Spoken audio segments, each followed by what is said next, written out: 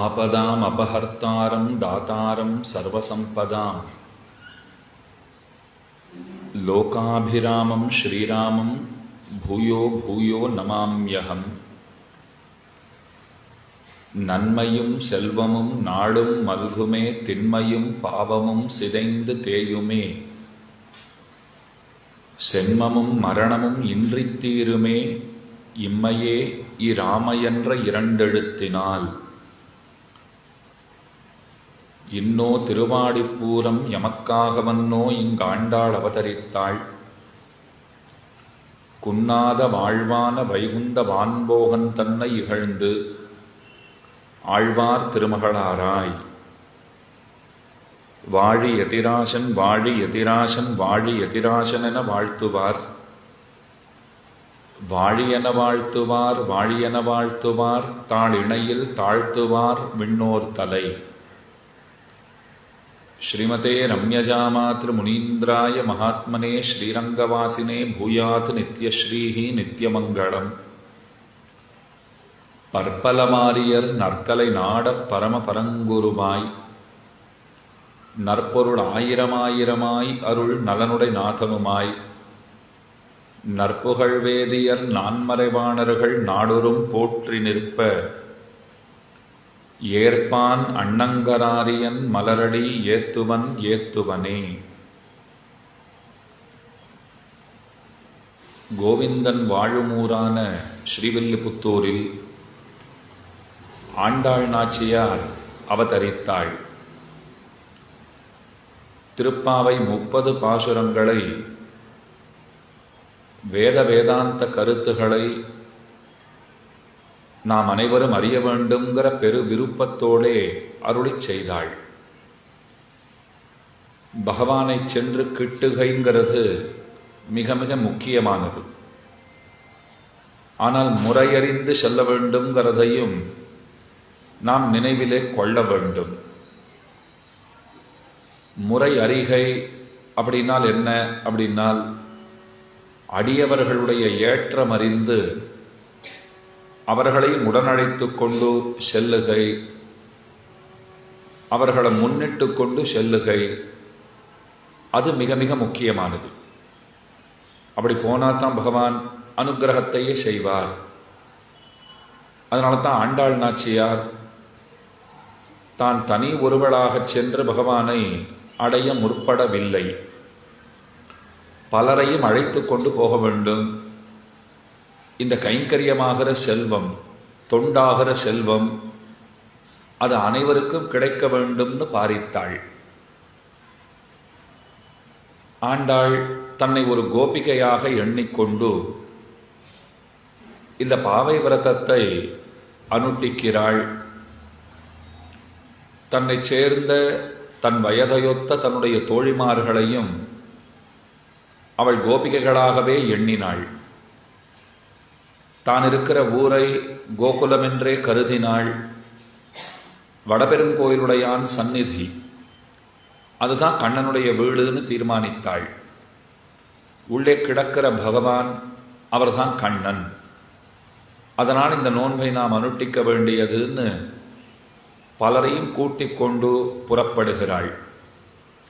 அதில் இன்றைய தினம் எழுப்பப்படுகிற பெண் பிள்ளை நற்செல்வன்னு கொண்டாடப்படுகிற ஒருவன்.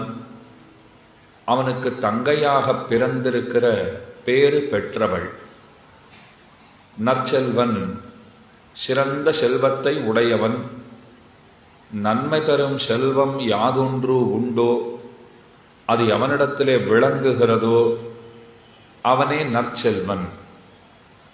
நேற்றைய பாட்டாலே குற்றமொன்றில்லாத கோவலர்த்தம் பொற்கொடி அவள் உணர்த்தப்பட்டாள். அந்த பொற்கொடிக்கு ஒரு தகப்பன். அந்த தகப்பனுக்கு என்ன பெருமை? காலத்திலே தன்னுடைய கடமைகளை சரிவரச் செய்கிறான். பசுமாடுகளை நன்கு போஷிக்கிறான். கறக்க வேண்டிய நேரத்திற்கு பாலை கறக்கிறான். வியாபாரத்தை நேர்மையாக செய்கிறான். இதுதான் குற்றமொன்றில்லாத கோவலருக்கு இருக்கிற பெருமை. ஆடு மாடுகளை அழவிடுறதே கிடையாது. தீவனம் கொடுக்க வரலையேன் அவைகளை அவன் கவலையுறச் செய்வதில்லை. பால் கறக்க வரலையே எங்க போனான்னு அந்த ஆடு மாடுகள் தேட வேண்டிய நிர்பந்தம் தேவை ஏற்பட்டதே கிடையாது. மொத்தத்தில் பார்த்து பார்த்து அந்த கால்நடைகளை எல்லாம் அவன் போஷிக்கிறான், பராமரிக்கிறான். அதனால தான் குத்தமுன்னில்லாத கோவலர். இன்றைக்கு கொண்டாடப்படுகிறவர் நற்செல்வன் அப்படின்னு போற்றப்படுகிறார்னால் நாம் என்ன நினைத்து கொள்ளுவோம்? நேற்றைக்கு பார்த்தோமே, அவரை விட இவர் பன்மடங்கு சிறந்தவராக இருக்கக்கூடும். இல்லைன்னா நற்செல்வன்கிற அத்தனை உயர்ந்த பதத்தை, அந்த வாக்கியத்தை ஆண்டாள் அமைத்திருக்க மாட்டாள், போட்டிருக்க மாட்டாள். நேற்றைக்கு குத்தமுன்னில்லாத கோவலர், இன்னைக்கு நற்செல்வன், அவரை காட்டிலும் உயர்ந்தவர் ஒருவர் என்றுதான் நாம் கருதி இருப்போம்.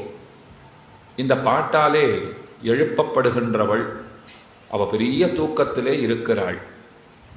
அந்த தூக்கம் அவள் நன்கு தூங்க கற்றவள்ங்கிறதை அக்கம் பக்கத்திலே இருக்கிறவர்களும் கூட தெரிந்து கொண்டு விட்டார்கள். அனைத்தில்லத்தாரும் அறிந்து அப்படின்னு முடிக்கிற பாருங்க. இதென்ன பேருறக்கம்னு கேட்கிறார்கள். இது பெரிய உறக்கமானா இருக்கு. எல்லாருக்கும் தெரிஞ்சு போச்சு, நீ எப்போதும் தூங்கி கொண்டிருக்கிறவள்னே அத்தனை பேரும் முடிவு கட்டி விட்டார்கள். அவர்களுடைய முடிவுகளை பொய்யாக்க வேண்டும் பொருட்டு நீ எழுந்து வர வேண்டும். இந்த பாட்டில் என்ன நடந்ததுன்னால், இவர்கள் வீடு வீடாக போகிறார்கள், ஓரொருத்தியாக எழுப்புகிறார்கள். ஆனால் மற்ற பெண்கள் வீடுகளிலே இருந்த ஒரு சௌகரியம் அது இன்றைக்கு எழுப்பப்படுகின்ற பெண்மணியினுடைய வீட்டிலே இல்லைன்னு சொல்லலாம்.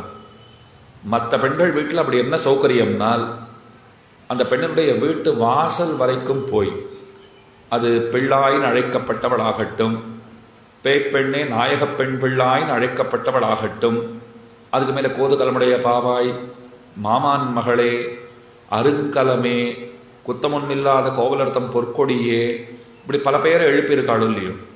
அவர்கள் வீடுகளுக்கெல்லாம் சென்றபோது வீட்டுக்கு பக்கத்தில் போய் கதவருகே நின்று கதவை தட்டி கூப்பிடுவதற்கு அவகாசம் இருந்தது. கதவை தட்டி கூப்பிடுவதற்கு அவகாசம் இருந்ததுன்னா என்ன அர்த்தம்னா, இன்னைக்கு நாம் அவகாசம்னா சமயங்கிற அர்த்தத்தில் அதை பயன்படுத்துகிறோம். அவகாசம் இருந்தால் வாரும், அவகாசம்னா வாய்ப்புங்கிறது அர்த்தம். அப்போ பக்கத்தில் போய் கதவை தட்டி கூப்பிடுறதுக்கு வாய்ப்பு இருந்தது. இன்றைக்கு எந்த பெண்ணை எழுப்புகின்றார்களோ அவளை பக்கத்தில் போய் வீட்டின் கதவருகே நின்று கதவை தட்டி கூப்பிடுறதுக்கு ஒரு வாய்ப்பில்லாத சூழல் நிலவுகிறது. கொஞ்சம் தள்ளி நின்று தான் கூப்பிட வேண்டியிருக்கு. ஏங்கிறதுக்கு பதில் பாட்டிலேயே இருக்கு. நனைத்தில்லம் சேராக்கும் நற்செல்வன் தங்காய்னு பாட்டில் இருக்கு. முதல்ல ஒரு தடவை பாட்டை சொல்றேன். கனைத்திளம் கத்தெருமை கண்ணுக்கிறங்கி நினைத்து முலவழியே நின்னு பால் சோர நனைத்தில்லம் சேராக்கும் நற்செல்வன் தங்காய் பனித்தலை வீழ நின் வாசற்கடபத்தி சினத்தினால் தென்னிலங்கை கோமானைச் செத்த மனத்துக்கினியானை பாடவும் நீ வாய்த்திரவாய் இனித்தான் எழுந்திராய் ஈதென்ன பேருறக்கம் அனைத்தில்லத்தாறு மறிந்தேலோர் எம்பாவாய். இது பாசுரம். அடியன் கீழே என்ன சொன்னேன்? அவள் வீட்டுக்கிட்ட போவே முடியலை, ஏன்னா நனைத்தில்லம் சேராக்கும். அவள் எப்படி கூப்பிடுறானா, சற்றே தள்ளி நின்று உரத்த குரல் எடுத்து நற்செல்வன் தங்காய் இதென்ன பேருறக்கம் அனைத்தில்லத்தாறு வரிந்து அப்படின்னு சொன்னார்கள். இன்னொன்று, நாங்கள் ஏன் தள்ளி நின்று கூட்டுருக்கோம்னா, நனைத்தில்லம் சேராக்கும், வருவதற்கு வாய்ப்பில்லாத சாலையாக இருக்கிறது. உன் வீட்டு பக்கத்திலே வரவே முடியவில்லை. வரணும்னு ஆசை இருக்கு, ஆனால் சேரும் சகதியுமா இருக்கு, நிச்சயமாக வர முடியாது.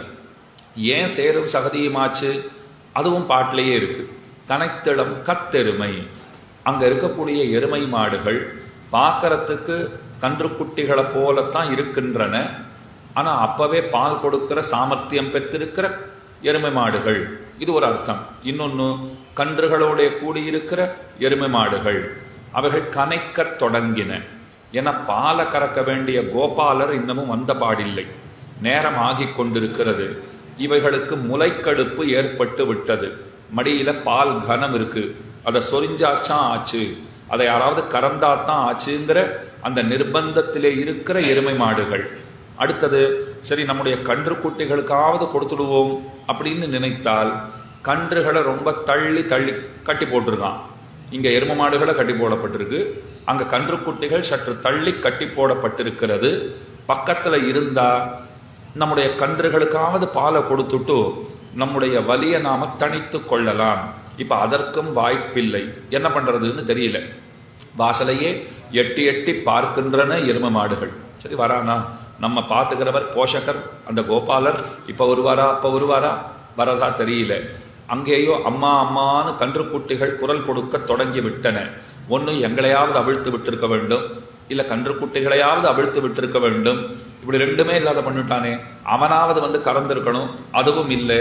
அப்ப என்ன ஆகிறதுனால் அந்த கன்றுக்குட்டிகளை பார்த்து கொண்டே நினைவின் முதிர்ச்சியாலே, அந்த நினைவு அந்த கன்றுக்குட்டிகளையே சுற்றி சுற்றி வருகிறபடியினாலே அவைகள் பக்கத்திலேயே இருப்பதாக நினைத்து கொண்டு தாங்களாகவே பாலை சொரிய ஆரம்பிக்கின்றன. அதனால் என்ன ஆச்சுன்னா, நனைத்தில்லம் சேராக்கும் வீடு முழுக்க வாசல்ல பார்த்தால் ஒரே சேரா ஆகி போச்சு. ஏன்னா ஏற்கனவே நன்னா சாணி போட்டு மொழிகி வச்சிருக்கிற இடம், அதுல கோலம் வேறு போடப்பட்டிருக்கிறது, அதுல பால் வெள்ளம் வேறு கோர்த்து கொண்டது, சேர்ந்து கொண்டது. எல்லாம் சேர்ந்து என்ன ஆச்சுன்னா காலை வைக்க முடியாத சூழ்நிலை உண்டாகி போச்சு. காலை வச்சோன்னா அப்படியே உள்ள இழுக்கிறதுன்னு வரும் இல்லையோ, அந்த மாதிரி ஆகிவிட்டது. அதனால எங்களாலையும் வர முடியல. இப்படியெல்லாம் ஏன் ஆச்சுன்னா இதுக்கெல்லாம் ஒருவனே காரணபூதன். இதுக்கெல்லாம் காரணமா இருக்கிறவர் ஒருத்தர் தான். அவர் யாரு? நற்செல்வன் அப்படின்னா. இத்தனை அநியாயத்தை ஒருத்தன் பண்ணிட்டு போயிருக்கான். கறக்க வேண்டிய நேரத்துக்கு வந்து எரும மாடுகளிடத்திலே பாலை அவன் கறக்கவில்லை. கன்றுகளையாவது பக்கத்திலே விட்டானான்னா அதுவும் இல்லை. தம் வேலையை சரியாக செய்யவில்லை. அம்மா, நேற்றுக்கு வேலைகளை சரிவரச் செய்பவர் குற்றமொன்றில்லாத கோவலர் என்று உங்களால் கொண்டாடப்பட்டார். அப்ப இன்னைக்கு வேலையை சரிவரச் செய்யாதவனை எப்படி சொல்ல வேண்டும்னால் குத்தமுன் இருக்கிறவர்னு சொல்ல வேண்டும், தீமை செய்பவர்னு சொல்ல வேண்டும், கடமையை மறந்தவர்னு சொல்ல வேண்டும், இல்ல சோம்பேறின்னு சொல்ல வேண்டும். இதெல்லாம் சொல்லாமல் நற்செல்வன் அப்படின்னு ஏன் சொன்னீங்கோ? அதுக்கு விடை கூறுவதுதான் இன்றைய பாசுரம். பகவான் அவரவர்களுக்கென்று பல கட்டளைகளை பிறப்பித்திருக்கிறார். நமக்கு சாஸ்திரங்களை கொடுத்திருக்கார். சாஸ்திரங்களுக்கு சாசனாத்து சாஸ்திரம், அதனால தான் சாஸ்திரம்னு பேரு. இதை செய், இதை செய்யாதே என்று எதொன்று நமக்கு சொல்லுமோ அதற்கு சாஸ்திரம்னு பேரு. பொய் சொல்லாதேன்னு சாஸ்திரம் சொல்றது, உண்மையே பேசுன்னு சொல்றது, இதெல்லாம் சொல்லி கொடுக்கறது இல்லையோ சாஸ்திரம். ஒரு விளக்க போல சாஸ்திரங்களை பகவான் கொடுத்திருக்கார். விளக்கின் ஒளியை துணையாக கொண்டு பொருள்களை நாம பகுத்தறியுமா போலே நல்லது கெட்டதை சாஸ்திரங்களின் துணை கொண்டு நாம் பகுத்தறிய வேண்டும். இதுதான் விஷயம். அப்ப சாஸ்திரங்களை கொடுத்திருக்கார். அதுல என்ன சொல்றார்? அவரவர்களுடைய வர்ண அனுஷ்டானங்களை அவரவர்கள் குறைவின்றி செய்ய வேண்டும். அப்ப இடையர்களாக இருக்கிறவர்கள் அவர்களுக்குன்னு இருக்கிற அந்த வருண தர்மம் உண்டே, அதை குறைவின்றி அவர்கள் அனுட்டிக்க வேண்டும். எப்படி அனுட்டிக்கணும்னா, நேயத்துக்கு ஒரு அதிகாரி பார்த்தோமே, அவரை போல குற்றமொன்றில்லாத கோவலராக இருக்க வேண்டும் அப்படின்னு பகவான் விதித்திருக்கிறார். நேற்றுக்கே என்ன பார்த்தோம் நாம? அவரவர் கடமையை அவரவர் சரியாக செய்கிறார்கள்னு சொன்னால் பகவானுக்கு அலாதி பிரியம் அவர்களிடத்திலே உண்டாகும். என்னை வந்து பார்க்கலன்னா கூட நான் சொன்ன விஷயங்களை சரியாக செய்து கொண்டிருக்கிறான். என்கிட்ட வரலனாலும் பரவாயில்ல, எனக்கு பிடித்த மாதிரி நடக்கிறான் இல்லையோ, அதுவே போதுமானது அப்படின்னு விடுவார். அப்ப இன்றைக்கு ஒருத்தன் எந்த வேலையும் செய்யாமல் தன்னுடைய கடமைகளை செய்யாமல் அவன் விட்டிருக்கிறான். கடமைகளில் நின்னும் பின்வாங்கினவனாக இருக்கிறான். அவன் ஏன் நற்செல்வன் கொண்டாடப்படுகிறான்னால் கர்மங்களை பண்ணணுமா கூடாதான்னு முதல்ல தெரிந்து கொள்ள வேண்டும். இன்னென்ன கர்மங்களை இன்னின்னாறு செய்ய வேண்டும் அப்படின்னு சாஸ்திரம் ஒரு வரையறை போட்டு கொடுத்துருக்கு நமக்கு. இப்ப பாலை வியாபாரம் பண்ணுவது அதை நான் பண்ணலாமான்னா நான் பண்ணக்கூடாது. அப்ப யார் பண்ணலாம்னால் இடைக்குலத்தை சேர்ந்தவர்களுக்கு தான் அந்த அதிகாரம் கொடுக்கப்பட்டிருக்கிறது. நான் பசுவை போஷிக்கலாமா?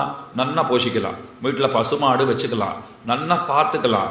பாலை கறக்கலாமா? நன்னா கறக்கலாம். அதை நான் பகவானுக்கு அமுது செய்ய பண்ணி உபயோகிக்கலாமா? நன்னா உபயோகிக்கலாம். அப்ப நான் என்னதான் பண்ணக்கூடாது? அதை வியாபாரம் நான் பண்ணக்கூடாது.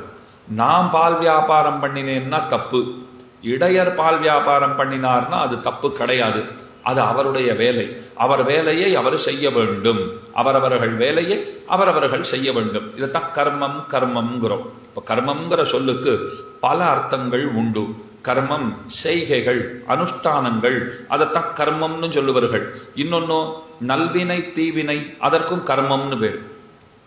நல்வினை தீவினை, என்னென்ன நல்லதெல்லாம் பண்ணி வச்சிருக்கோமோ, என்னென்ன தீமைகள்லாம் எத்தனை ஜென்மங்களாக சேர்த்து வைத்திருக்கிறோமோ அதற்கும் கர்மம்ங்கிற பேர் இருக்கும் இல்லையோ.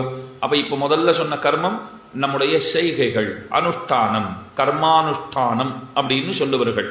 அவரவர்கள் வேலைகளை அவரவர்கள் சரிவரச் செய்கிறார்கள்னு சொன்னால் அவர்களை கர்மயோகிகள்னு கொண்டாடுகிறோம். கர்மத்தை சரிவரச் செய்பவர்கள். செய்யணுமா வேண்டாமான்னா கண்டிப்பா செய்யணும் என்ன பகவானே சொல்லியிருக்கார். இதை அவசியமாக செய்ய வேண்டும்.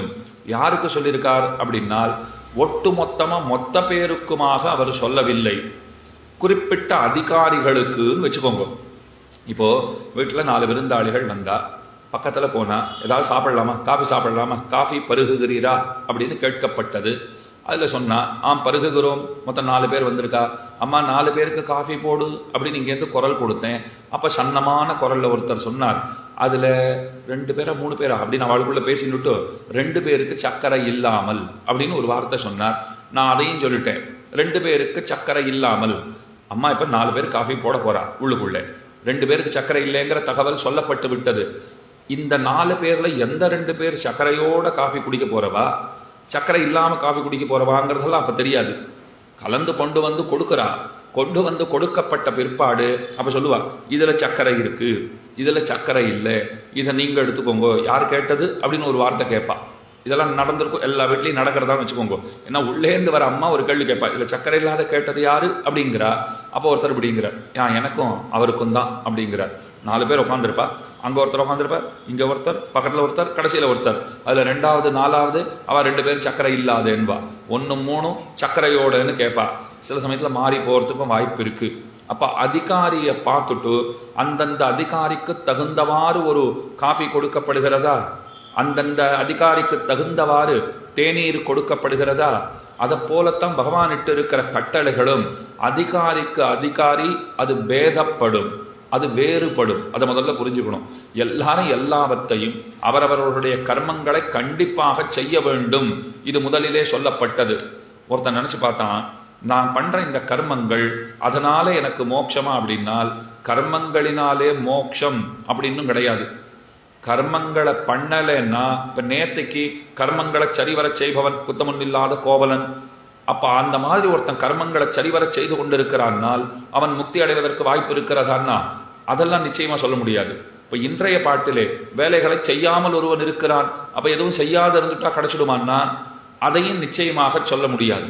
கீதையில பகவான் சொன்னார், சர்வ தர்மான் பரித்யஜ்ய மாமேகம் சரணம் ரஜ அகம் துவா சர்வ பாபேபியோ மோக்ஷயிஷ்யாமி மா சுச்சா. நீ சோகப்படாதே, கவலைப்படாதே, உன்னை எல்லா பாபங்களில் இருந்தும் நான் விடுவிக்கிறேன், மேலான முக்தியை உனக்கு நல்குகிறேன். நீ பண்ண வேண்டியதெல்லாம் எல்லாவற்றையும் அறவே விட்டு என் ஒருவனையே பற்று அப்படின்னு சொல்லி வச்சிருக்கார். எல்லாத்தையும் விட்டுடு, என் ஒருத்தனை பிடிச்சுக்கோ. இங்க ஒரு கேள்வி எழுந்தது, எல்லாவற்றையும் விடுகை அது இறைவனை அடைவதற்கு வழியா, அல்லது இறைவனை பற்றுகை அது இறைவனை அடைவதற்கு வழியா? கேள்வி ரொம்ப அழகு பாருங்க. ஏன்னா சர்வ தர்மானு பரித்யஜ்யன் முதல்ல சொல்லியிருக்கார். எல்லா தர்மங்களையும் அறவே விட்டுங்கிறார். எல்லாத்தையும் விட்டுடு, என் ஒருவனையே பற்று. திருக்கண்ணமங்கையாண்டான் ஸ்வவியாபாரத்தை விட்டான் அப்படின்னு ஒரு சரித்திரம் சொல்லுவார்கள். திருக்கண்ணமங்கை அப்படிங்கிற திவ்ய தேசம், பத்தராவி பெருமாள் அங்கே சேவை சாதிக்கிறார். அந்த ஊர்ல திருக்கண்ணமங்கையாண்டான்னு ஒருவர். அவர் தம்முடைய வீட்டு வாசல் திண்ணையில மத்தியானம் போஜனம் எடுத்து கொஞ்சம் காலாட்டிட்டு திண்ணையில உட்கார்ந்து இருக்கிறார். காலை தொங்க விட்டபடி அந்த கால்களை இப்படியும் அப்படியுமாக அசைத்தபடி ஆட்டியபடி அவர் உட்கார்ந்து இருக்கிறார். வெளியில 2 நாய்களுக்கு இடையில சண்டை நடந்துட்டு இருக்கிறத வேடிக்கை பார்த்தார். ஒரு நாய் முதல்ல குறைச்சுட்டே ஓடி வந்தது, இன்னொரு நாயும் ஓடி வந்துடுத்து. அது ஏதோ இலாக்கா மாதிரி இங்க வந்துடுத்து போல் இருக்கு, புது நாய் போல் இருக்கு. இந்த நாய்க்கு பெரிய கோபம், அதை துரத்துற வரைக்கும் விடாது இல்லையோ, அது போறதா இல்லை, இது விடுறதா இல்லை. 2த்துக்கும் பெரிய சண்டை நடந்துட்டே இருக்கு. அதுல ஏதோ ஒரு நாய் இன்னொரு நாயை கடித்து குதறி கொன்று விட்டது. ஒரு நாய் போயாச்சு. அந்த நாய்க்கு ஒரு எஜமானன் இருக்கிறான் போல் இருக்கிறது. அதை ஆசையாக வளர்க்கிறவர் ஒருத்தர் இருக்கார்.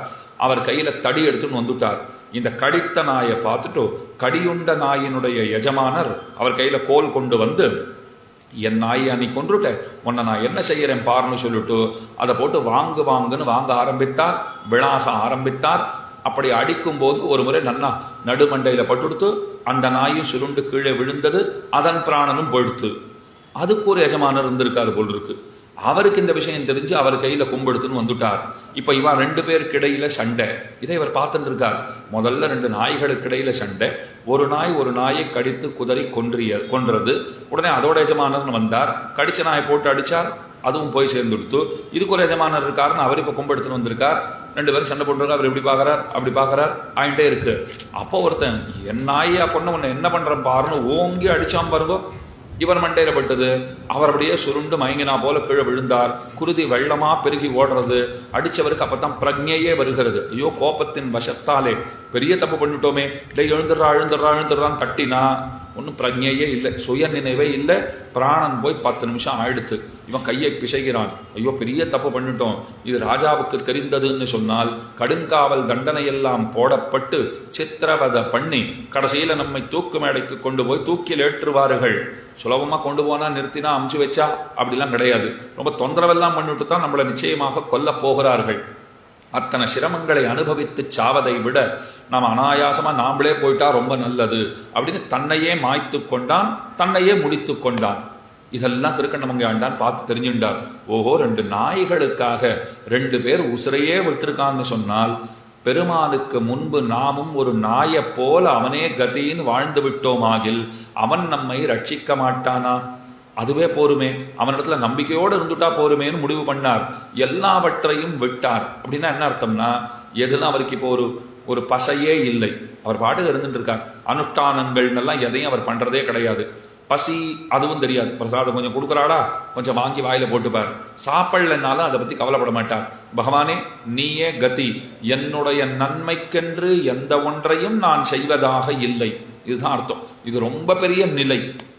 இந்த நிலையை ஒருத்தர் அடைந்திருக்கிறார்னு சொன்னால் அவரெல்லாம் நம்ம வீட்டில் வச்சுக்கவே மாட்டோங்கிறது தான் நிஜம். எதுவும் செய்ய மாட்டேன், அவன் பார்த்து கொள்வான் என்று நான் இருக்கிறேன் அப்படின்ற உறுதியோட ஒருத்தர் இருக்கிறார்னு வச்சுக்கோங்க, உண்மையில் அவர் கொண்டாட தகுந்தவர். ஆனா இந்த உலக வாழ்க்கைக்கு அவர் தகுதியானவர் அல்லர். அவரை நாம சகிச்சுக்கிறது ரொம்ப ரொம்ப கஷ்டம்தான். ஏன்னா அந்த நிஷ்டை நமக்கு இல்லையோ இல்லையோ, நமக்கும் அந்த நிஷ்டை இருந்ததுன்னா அவரோட நமக்கு ருச்சிக்கும். எங்க வேணா போய் உட்காந்துக்கலாம். அவர் என்ன சொல்றார், தூக்கம் வருதா, தூங்கணுமா, அப்படியே தரையிலே படுத்துக் கொள்ளுகிறேன். போர்வை இந்த உத்திரியம் இருக்கு, அதை எடுத்து நல்லா போத்தின்னு படுத்துட்டுருவேன். சாப்பாடு ஆனால் கொடுத்தா சாப்பிட்றேன், இல்லைனாலும் பரவாயில்ல அப்படிங்கிறார். எங்காவது போக விருப்பம் இருப்பின் நடந்தே போனா போச்சு, அதனால என்னங்கிறார். அந்த மாதிரி எல்லாத்தையும் விடணும். நாம ரொம்ப சௌகரியமா என்ன தெரியுமா பண்ணிடுவோம், மற்ற சௌகரியங்கள்லாம் விடுறதுக்கு தயாரா இருக்க மாட்டோம். எல்லாத்தையும் விடுன்னு சொல்லியிருக்கார். அப்படின்னா அந்த ஸ்ராத்தம் எல்லாம் பண்ண வேண்டியது கிடையாது, அமாவாசை தர்ப்பணம் எல்லாம் பண்ண வேண்டியது கிடையாது. மகாலய அமாவாசைன்னா அது எந்த சாதியை சேர்ந்தவர்களாக இருந்தாலும் கூட்டமா சேர்ந்து பித்ருக்களுக்கெல்லாம் தர்ப்பணம் எல்லாம் கொடுக்குறாள் இல்லையோ, அதெல்லாம் ஒன்றும் பண்ண வேண்டாம்னு சொல்லிட்டார். எதுவுமே வேண்டியது கிடையாது. நிஜமாவே அப்படி ஒரு முடிவெடுத்து விட்டீர்களாகில் நல்லதுதான். ஆனா கூட கூட உங்கள் வீடு, நிலம், புலம், சொத்து, நகைகள், வெள்ளி பாத்திரம் எல்லாத்தையும் விடணும். அதுக்கு தயாரானா, ஐயோ அதெல்லாம் விடுறதா இருந்தா அப்ப இதை பண்ணிட்டே போயிடுறோம், கஷ்டமே இல்லை. இந்த தர்ப்பணங்களை எல்லாம் பண்றதுல ஒன்றும் 15 நிமிஷம் ஆப்போறதா, அது விடாத பண்ணிட்டே இருக்கும் அப்படின்னு விடுவோம். விடுறதா இருந்தா மொத்தத்தையும் சேர்த்து விடணும். விட்டுட்டு அவன் விட்ட வழி என்று நாம் இருக்க வேண்டும். அதைத்தான் சர்வ தர்மானு பரித்யஜ்ய மாம் ஏகம் சரணம் பிரஜ, என் ஒருத்தனையே பிடிச்சுக்கோ. சரி, அந்த அளவுக்கு நம்மளால போக முடியுமான்னா கண்டிப்பா போக முடியாது. ரொம்ப பெரிய கஷ்டமான காரியம் அது. நாம மேல மேல சேர்த்து கொள்வதில் தான் ரொம்ப ஈடுபாட்டோட இருக்குமே தவிர இருக்கிறத விடுறத பத்தி எல்லாம் இதுக்காரும் நாம சிந்திச்சதே கிடையாது. நாம விடனா இப்படி சொல்லலாம், இது வரைக்கும் சேர்ந்தது வரைக்கும் இருக்கட்டும், இனிமே புதுசா எதையும் சேர்த்துக்கணுங்கிற ஆசையை வேணும்னா நீ கொடுக்காத இரு அப்படின்னு வேணும்னா நம்ம பிரார்த்தனை பண்ணி கொள்ளலாமே தவிர. ஆனா ஆசைங்கிறது எப்படிப்பட்டது தெரியுமா, ஒரு பெரிய பள்ளம்ங்கிறார் சாஸ்திரங்கள். ரொம்ப அழகா விசாரிச்சு சொல்லித்து பெரிய பள்ளம் நமக்கு தெரியாது சுவாமி. வீட்டு வாசல்ல வந்தா ராத்திரி ஒண்ணுமே இல்லை, அழகா இருந்தது, காத்தால கோலம் போடணும்னு வந்தா பெரிய பள்ளம் இருக்கும், வேலை செஞ்சுட்டே இருப்பா.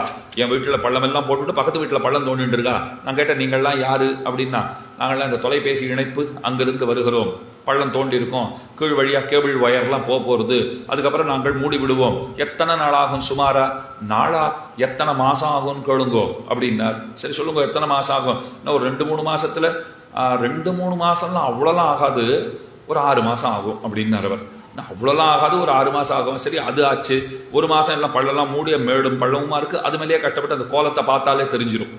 அதில் போட்டிருக்கிற கோலத்தை பார்த்தாலே அது ஒரு பக்கம் மேட்டு மேலே ஏறி போயிருக்கும், ஒரு பக்கம் பள்ளத்தில் இறங்கி இருக்கும். அது கோலமா கோணலா தெரியாத அளவுக்கு தான் இருக்கும். ஏன் இப்படி இருக்கு கோலம் அப்படின்னா, சாலை எப்படி இருக்கிறதோ அப்படித்தான் கோலமும். அது கொஞ்சம் செட்டான பிற்பாடு இன்னொருத்தர் வருவார், அவர் வந்து பள்ளம் தோண்ட ஆரம்பிக்கிறார். நீங்க யாருன்னா, மேல போற மின்சார வயரெல்லாம் கீழ் வழியாவே இனிமே கனெக்ஷன் கொடுக்கலான்னு முடிவு பண்ணியாச்சு, அதுக்கு தான் வந்திருக்கோங்கிறார். நமக்கு தெரியாத பள்ளமா? ஆனா எந்த பள்ளமாக இருந்தாலும் மூடப்படுகைங்கிறது உண்டு. அதுல மணலை அள்ளி கொட்டினோம்னா அது மூடப்பெறும். ஆனா ஆசைங்கிற பள்ளம் இருக்கு பாருங்க, அதுல நீங்க எத்தனை தான் நீங்கள் ஆசைப்பட்ட பொருள்களை அதற்கு கொடுத்து கொண்டே இருந்தாலும் அது இன்னமும் வேண்டும் இன்னமும் வேண்டும்னு கேட்டுண்டே இருக்கும். இந்த வஸ்துவாச்சா, அடுத்து அந்த வஸ்துவை கேளு, அப்புறம் அந்த வஸ்துவை கேளு, அதை கேளு இதை கேளுன்னு சொல்லிட்டு அது மேல மேல மேல மேல மேல பொருள்களை கேட்டுக்கொண்டே இருக்கும். அந்த பள்ளம் மூடுவதுங்கிறதே கிடையாது. மூடுவதுங்கிறது ரொம்ப ரொம்ப கஷ்டம் அப்படின்னு நாம தெரிஞ்சுட்டு இருக்கோம் இல்லையா? அப்ப ஆசைங்கிறது பெரிய பள்ளம். அப்ப இருக்கிறதெல்லாம் விடுறதுங்கிறது முடியாது. கர்மங்களை செய்கிறோம், அதுல ஒரு தெளிவு ரொம்ப ரொம்ப முக்கியம். இந்த பாசுரம் வேதாந்த கருத்துகளையே பேச வந்த பாசுரம். அதனால கொஞ்சம் கவனமா கேட்டா தான் புரியும். கர்மங்களை கண்டிப்பாக செய்ய வேண்டும். என்ன பகவான் பண்ணுன்னு சொல்லியிருக்கார் இல்லையே சுவாமி? இப்பதான் சர்வதர்மான் பரித்தியஜே, எல்லாத்தையும் விடுன்னு சொல்லியிருக்காருன்னா அதையும் சொல்லியிருக்கார். ஆனா அந்த லெவலுக்கு தான் போக முடியாதுன்னு நாம தெரிஞ்சுட்டாச்சே. கர்மங்களை நாம பண்ணணுமா வேண்டாமான்னா பண்ணணும். இதனால ஒரு பலன்கிற நினைவில்லாமல் செய்ய வேண்டும். நான் பண்ணுகிறேன்ற எண்ணத்தையும் விட்டுவிட வேண்டும். நான் நிமித்த மாத்திரம், வியாஜ மாத்திரம்னு சொல்லுவார்கள். ஒரு போஸ்ட்மேனை போல இருக்கேன், யாரோ ஒருத்தர் கடுதாசி போட்டார், போஸ்ட்மேன் கொண்டு வந்து கொடுத்தாருன்னா என் மேல எவ்வளவு அன்பு கொண்டு நீர் கடுதாசி எழுதியிருக்கீர்னா, எனக்கு வேற வேலை இல்லையான்னு கேட்பார்.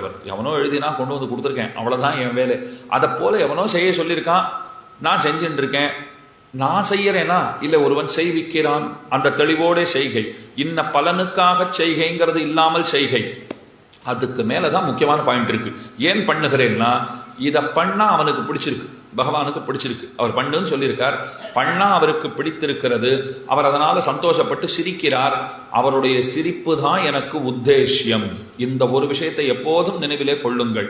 நாம எதற்காக இருக்கிறோம்னால் அவனுடைய புன்முறுவலை பார்த்து ரசிப்பதற்காகத்தான் இருக்கிறோம். அவர் எப்ப புன்முறுவல் பூப்பார்? அவர் சொன்னதை அவருக்கு பிடித்தமானதை நாம செய்தால்தான் அவர் சிரிக்கவே செய்வார். இல்லைன்னா வெறும் ஒருத்தர் சிரிச்சுட்டே இருப்பாரா? யாராவது ஒருத்தர் பார்த்துட்டு சிரிச்சுட்டு, ஒரு தடவை பார்த்து சிரிச்சுட்டு விட்டுட்டா பரவாயில்ல, பார்க்கறச்செல்லாம் நான் சிரிச்சுட்டே இருந்தா ஏன்னா முதல்லயே சிரிச்சுட்டாரே, மறந்து போயிட்டாரா, நம்மளை பார்க்கலன்னு நினைச்சுட்டு இருக்காரா? இல்லை அப்புறம் 2 வாட்டி சிரிச்சா நம்மளும் சிரிச்சுட்டோம்.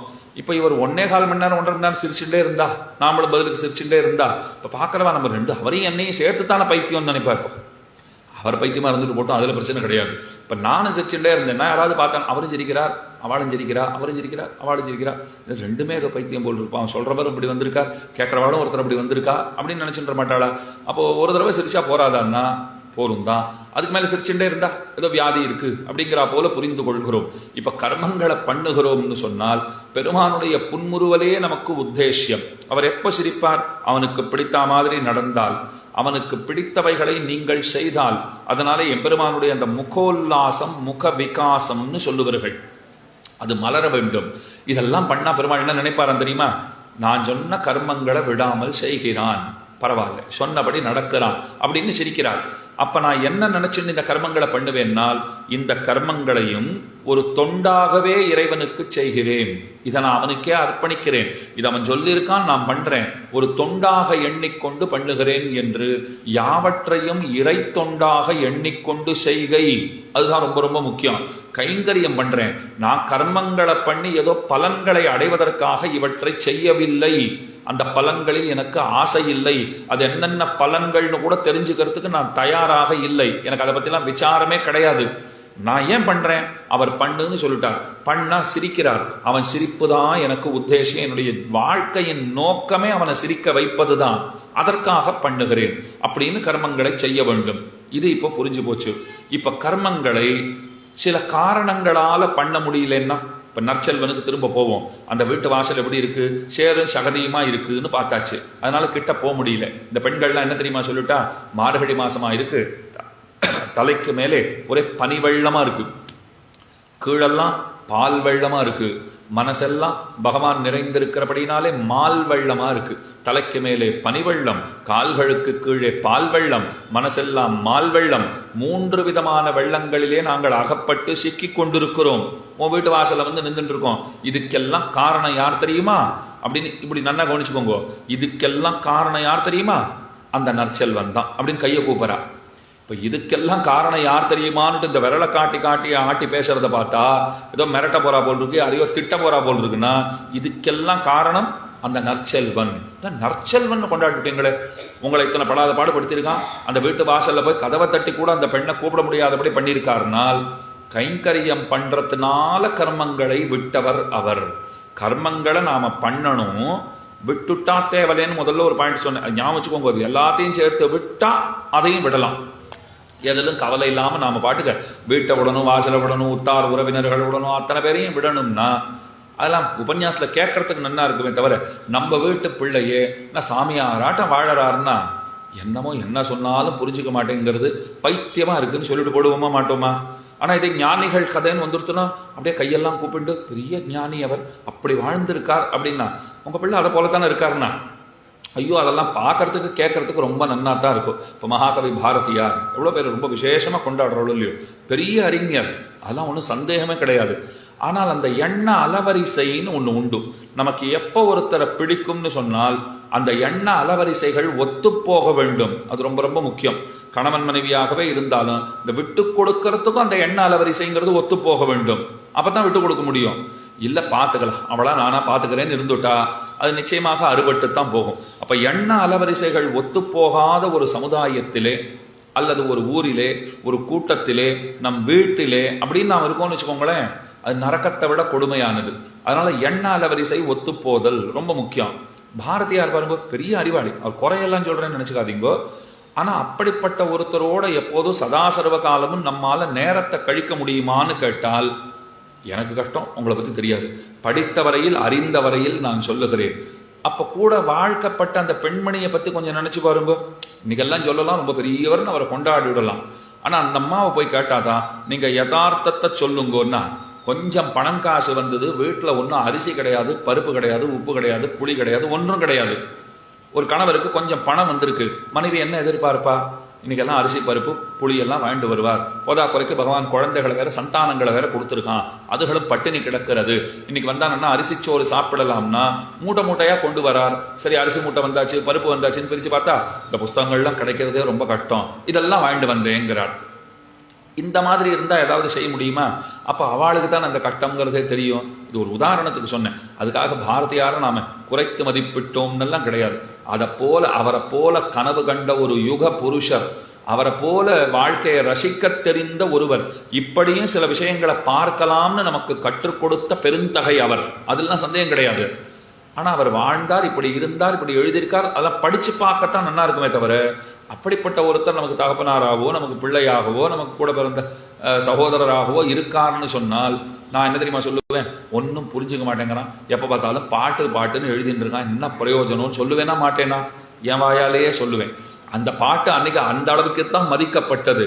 இன்னைக்கு வேணும்னா அதெல்லாம் பொது உடைமையாக்கி அது தேசிய உடைமையாக்கி ரொம்ப ஓஹோன்னு கொண்டாடுறான்னு சொன்னால் வாழ்ந்த காலத்துல ஒரு டம்ளர் தீர்த்தத்துக்கு அவர் அதுக்கு பயன்படலை. அந்த நூல்களோ அவர் எழுதிய எழுத்துகளோ போய் சேர்ந்தார்னா எத்தனை பேர் கூட வந்தா? மொத்தமா 10 to 15 பேருக்குள்ளத்தான் கூடவே இருந்திருக்கா. அவ்வளவுதான். அவரை வழி அனுப்புறதுக்கு போனவாளே அவ்வளவுதான்னு பார்க்கிறோம். இன்னைக்கு யாரோ ஒருத்தர் ஊர் பேர் தெரியாத ஒருத்தர் போனார்னு சொன்னாலும் எத்தனை இப்போ வரைச்செல்லாம் பார்க்குறோம். இல்லை நித்தியமா யாராவது ஒருத்தர் போயிட்டு தானே இருக்கா, உலகம்னு அப்படித்தானே இருக்கும். வரைச்சே பார்க்கிறோம். நல்லா மோளமெல்லாம் கொட்டி கொண்டு பூக்களை எல்லாம் இறைத்து கொண்டு கூட்டம் கூட்டமா போயிட்டு இருக்கா. பெரிய கவி, தேசிய கவிங்கிறோம். எத்தனை பேர் போனா? அப்ப எதுக்கு சொல்ல வந்தேன்? இதெல்லாம் கேட்க ரொம்ப நல்லா இருக்கும். குடும்பத்திலேன்னு வந்துடுத்துனா எல்லாத்தையும் விட்டுட்டு ஒருத்தர் அப்படியே இருக்காரு. எதுவும் சோறு தண்ணியில் ஆசை கிடையாது, கல்யாணம் காட்சியில் ஆசை இல்லைன்னா ஐயோ இந்த காலத்து பிள்ளையாட்டமே இல்லை, இது எதுக்கு தான் பிறந்ததோ தெரியலேன்னு ஒரு வார்த்தையை சொல்லிடுவோம். அதனால அந்த அளவுக்கு போறது கஷ்டம். இப்ப கர்மங்களை விடாது செய்கிறோம், பகவத் கைங்கரியமாக பாவித்து கொண்டு செய்கிறோம். எம்பெருமானுக்கு இது ஒரு தொண்டுன்னு நினைத்து பண்ணுகிறோம். இதுல அடுத்தது இன்னொன்னு இருக்கு. நான் எப்பவும் கைங்கரியங்களே பண்ணிட்டு இருக்கேன். கோயில்ல பெரிய உற்சவம், எனக்கு பெரிய பொறுப்பு இருக்கு. நான் போனால்தான் பகவானை தயார் பண்ணி வெளியிலே பெருமானை அழைத்து கொண்டே வர முடியும், எழுந்தருளை பண்ணி கொண்டு வர முடியும்னு வச்சுக்கோங்க.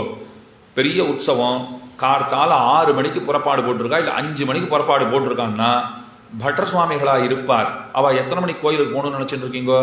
2-2:30 கோயிலுக்கு போனாதான் 5 மணிக்கு உங்களை பகவானை கொண்டு வந்து எழுந்தருளை பண்ணி கொண்டு வந்து வாசலிலே உங்களுக்கு தரிசனம் பண்ணி வைக்க முடியும். இதுதான் யதார்த்தம். ஏன்னா உள்ளுக்குள்ள கார்த்தால சிறிய அளவில் ஒரு பூஜையை முடிச்சுட்டு பகவானுக்கு ஒரு போகத்தை கண்டருளை செய்து அதுக்கு மேல பெருமான தோளுக்கினியான்லையோ இல்ல படிச்சட்டத்திலேயோ எழுந்தருளை பண்ணி கொண்டு அவர் வாசலிலே வர வேண்டும். அதுக்கு அவர் எத்தனை மணிக்கு போறார்? 2 மணிக்கு போறார். நான் கேட்டேன், இந்த உற்சவம் முடிஞ்சு நீங்க வீட்டுக்கு போறதுக்கு எத்தனை நாள் ஆகும்னு கேட்டேன். மத்தியானம் 2 மணி கூட ஆகலாம்னார். இந்த அழகர் ஆத்துல இறங்குற வைபவம்னு பார்த்திருப்பீங்க. ஒரு தடவை அடியான் அந்த உற்சவத்தை சேவிக்கிறதுக்குன்னு போயிருந்தேன். முன்னாள் ராத்திரியே ஒரு பெருமாள் கோயிலுக்கு, வீரராகவ பெருமாள் சந்நிதியோ ஒரு சந்நிதி அங்கே இருக்கிறது மதுரையிலே, தல்லாக்குளம்னு நினைவு. அந்த இடத்துக்கு பெருமாள் வந்துட்டார்னா அங்கேருந்து பல்லக்கில் வந்துட்டு அங்கேருந்து தான் குதிரவானத்தில் புறப்படுவார். பாதி ராத்திரிக்கு புறப்படுறார். ஒரு அர்ச்சகர் தான் மேலே ஏறி நின்று கொண்டு அப்படி பகவான் அவர் பிடிச்சுட்டே இருப்பார். கிட்டத்தட்ட மத்தியானம் 1 மணி வரைக்கும் அவர் கீழே இறங்குறதுக்கே வாய்ப்பு கிடையாது தெரியுமா? 1 மணி வரைக்கும் அந்த கூட்டத்தில் எங்கும் இறங்கி அவராலே செல்லுவதென்பதே முடியாது. உடம்பை எத்தனை கண்ட்ரோல்ல வச்சுக்கணும்னு நீங்க பாருங்க. அவர் தீர்த்தத்தை கூட பார்த்து பார்த்து தான் பருகுவார். ஏன்னா நிறைய உடல் உபாதைகள்லாம் ஏற்பட்டு போயிடும், இறங்கறதுக்கு வாய்ப்பு கிடையாது. அப்ப பாதி ராத்திரி 12:30 மணிக்கு ஒருத்தர் ஏறி அதுல நின்றார்னா அடுத்த நாள் மதியம் 11 1 மணி வரைக்கும் அவருக்கு சரியா இருக்கும். அதுக்கப்புறம் தான் இறங்குறது 11 மணிக்கு மேல கொஞ்சம் வாய்ப்பு கிடைக்கலாம்னு வச்சுக்கோங்க. எத்தனை சிரமமான காரியம். நான் அந்த கூட்டத்தில் அவரை தேடி பிடிச்சிட்டு, மணி இப்போ 11 மணி ஆச்சே சுவாமி, நீர் ஒரு அந்தனர் தானே, சந்தியாவந்தனெல்லாம் ஆச்சான்னு கீழே இருந்து அவர் காலை பிராண்டினேன்னு வச்சுக்கோங்க. அவர் கீழே பாப்பார், யார் இது இந்த கூட்டத்தில் வந்து ஏதோ கேட்கறாளே என்னன்னு பாப்பார். சந்தியாவந்தனம் காத்தால பண்ணணுமே, பண்ணிட்டீரா அப்படின்னா, நான் எத்தனை மணிக்கு இதில் ஏறினேன்னு உனக்கு தெரியுமான்னு கேட்பார். இந்த வாகனத்திலே பெருமானோடு கூட நான் எத்தனை மணிக்கு புறப்பட்டேன்னு தெரியுமா? பச்சை தண்ணி கூட பல்லுல படலே, ரொம்ப ஜாகிரதையா வந்துட்டு இருக்கேன் நான். இதில் சந்தியாவந்தனம் பண்ணினீரான்னு என்னை பார்த்து கேட்குறீரே. அப்போ நான் இன்னொரு கேள்வி கேட்டேன், அப்படின்னா நீங்கள்லாம் பண்ண வேண்டாமான்னு கேட்டேன். ஐயோ அந்த மாதிரி நாங்கள் சொல்லவே இல்லையே. அப்போ எப்போ பண்ணுவீங்கோ?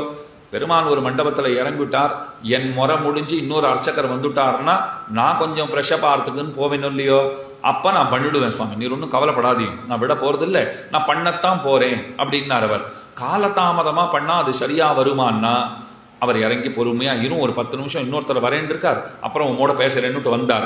காலதாமதமா பண்ணா பரவாயில்லையான்னு கேட்கறியே, நான் எப்ப பண்ணட்டும் நீயே சொல்லு, எப்படி பண்ண முடியும்? என் வேலையை முடிச்சுட்டு தானே நான் போக வேண்டும், நான் சும்மாவா இருக்கேன், கைங்கரியம் தானே பண்ணிட்டு இருக்கேன், அதனால ஒன்றும் குறை கிடையாதுன்னார். இதுல 2 விஷயம் புரிஞ்சுக்கணும். கைங்கரியத்திலே இருக்கிறவர்கள் அதை முடித்து கொண்டு வந்து காலதாமதமாகவே செய்வார்களாயினும் அது குறையாக கருதப்பட மாட்டாது. இப்போ நாங்கள்லாம் சந்தியாவந்தனம் பண்ணுறோம்னா அதை எப்படி பண்ணணும்? காணாமல் கோணாமல் கண்டு விடு அப்படின்பா.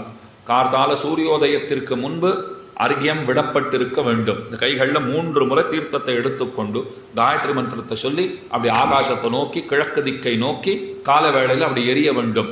இதை 3 தடவை. அதுக்கு முன்னும் செய்ய வேண்டிய நிறைய காரியங்கள் இருக்கு. அதெல்லாம் சேர்த்து பண்ணினா கிரமமா பண்ணா ஒரு 20 நிமிஷத்துலேருந்து அரை மணி காலம் சந்தியாவந்தனம் பிடிக்கும். ஆனால் மொத்தமாக கொஞ்சம் வேகமாக தான் எல்லாரும் பண்ணிட்டு இருக்கோம்னு வச்சுக்கோங்க. அதிகபட்சம் 10 - 12 நிமிஷம் அந்த அளவுக்கு அது இருந்தால் தேவலை.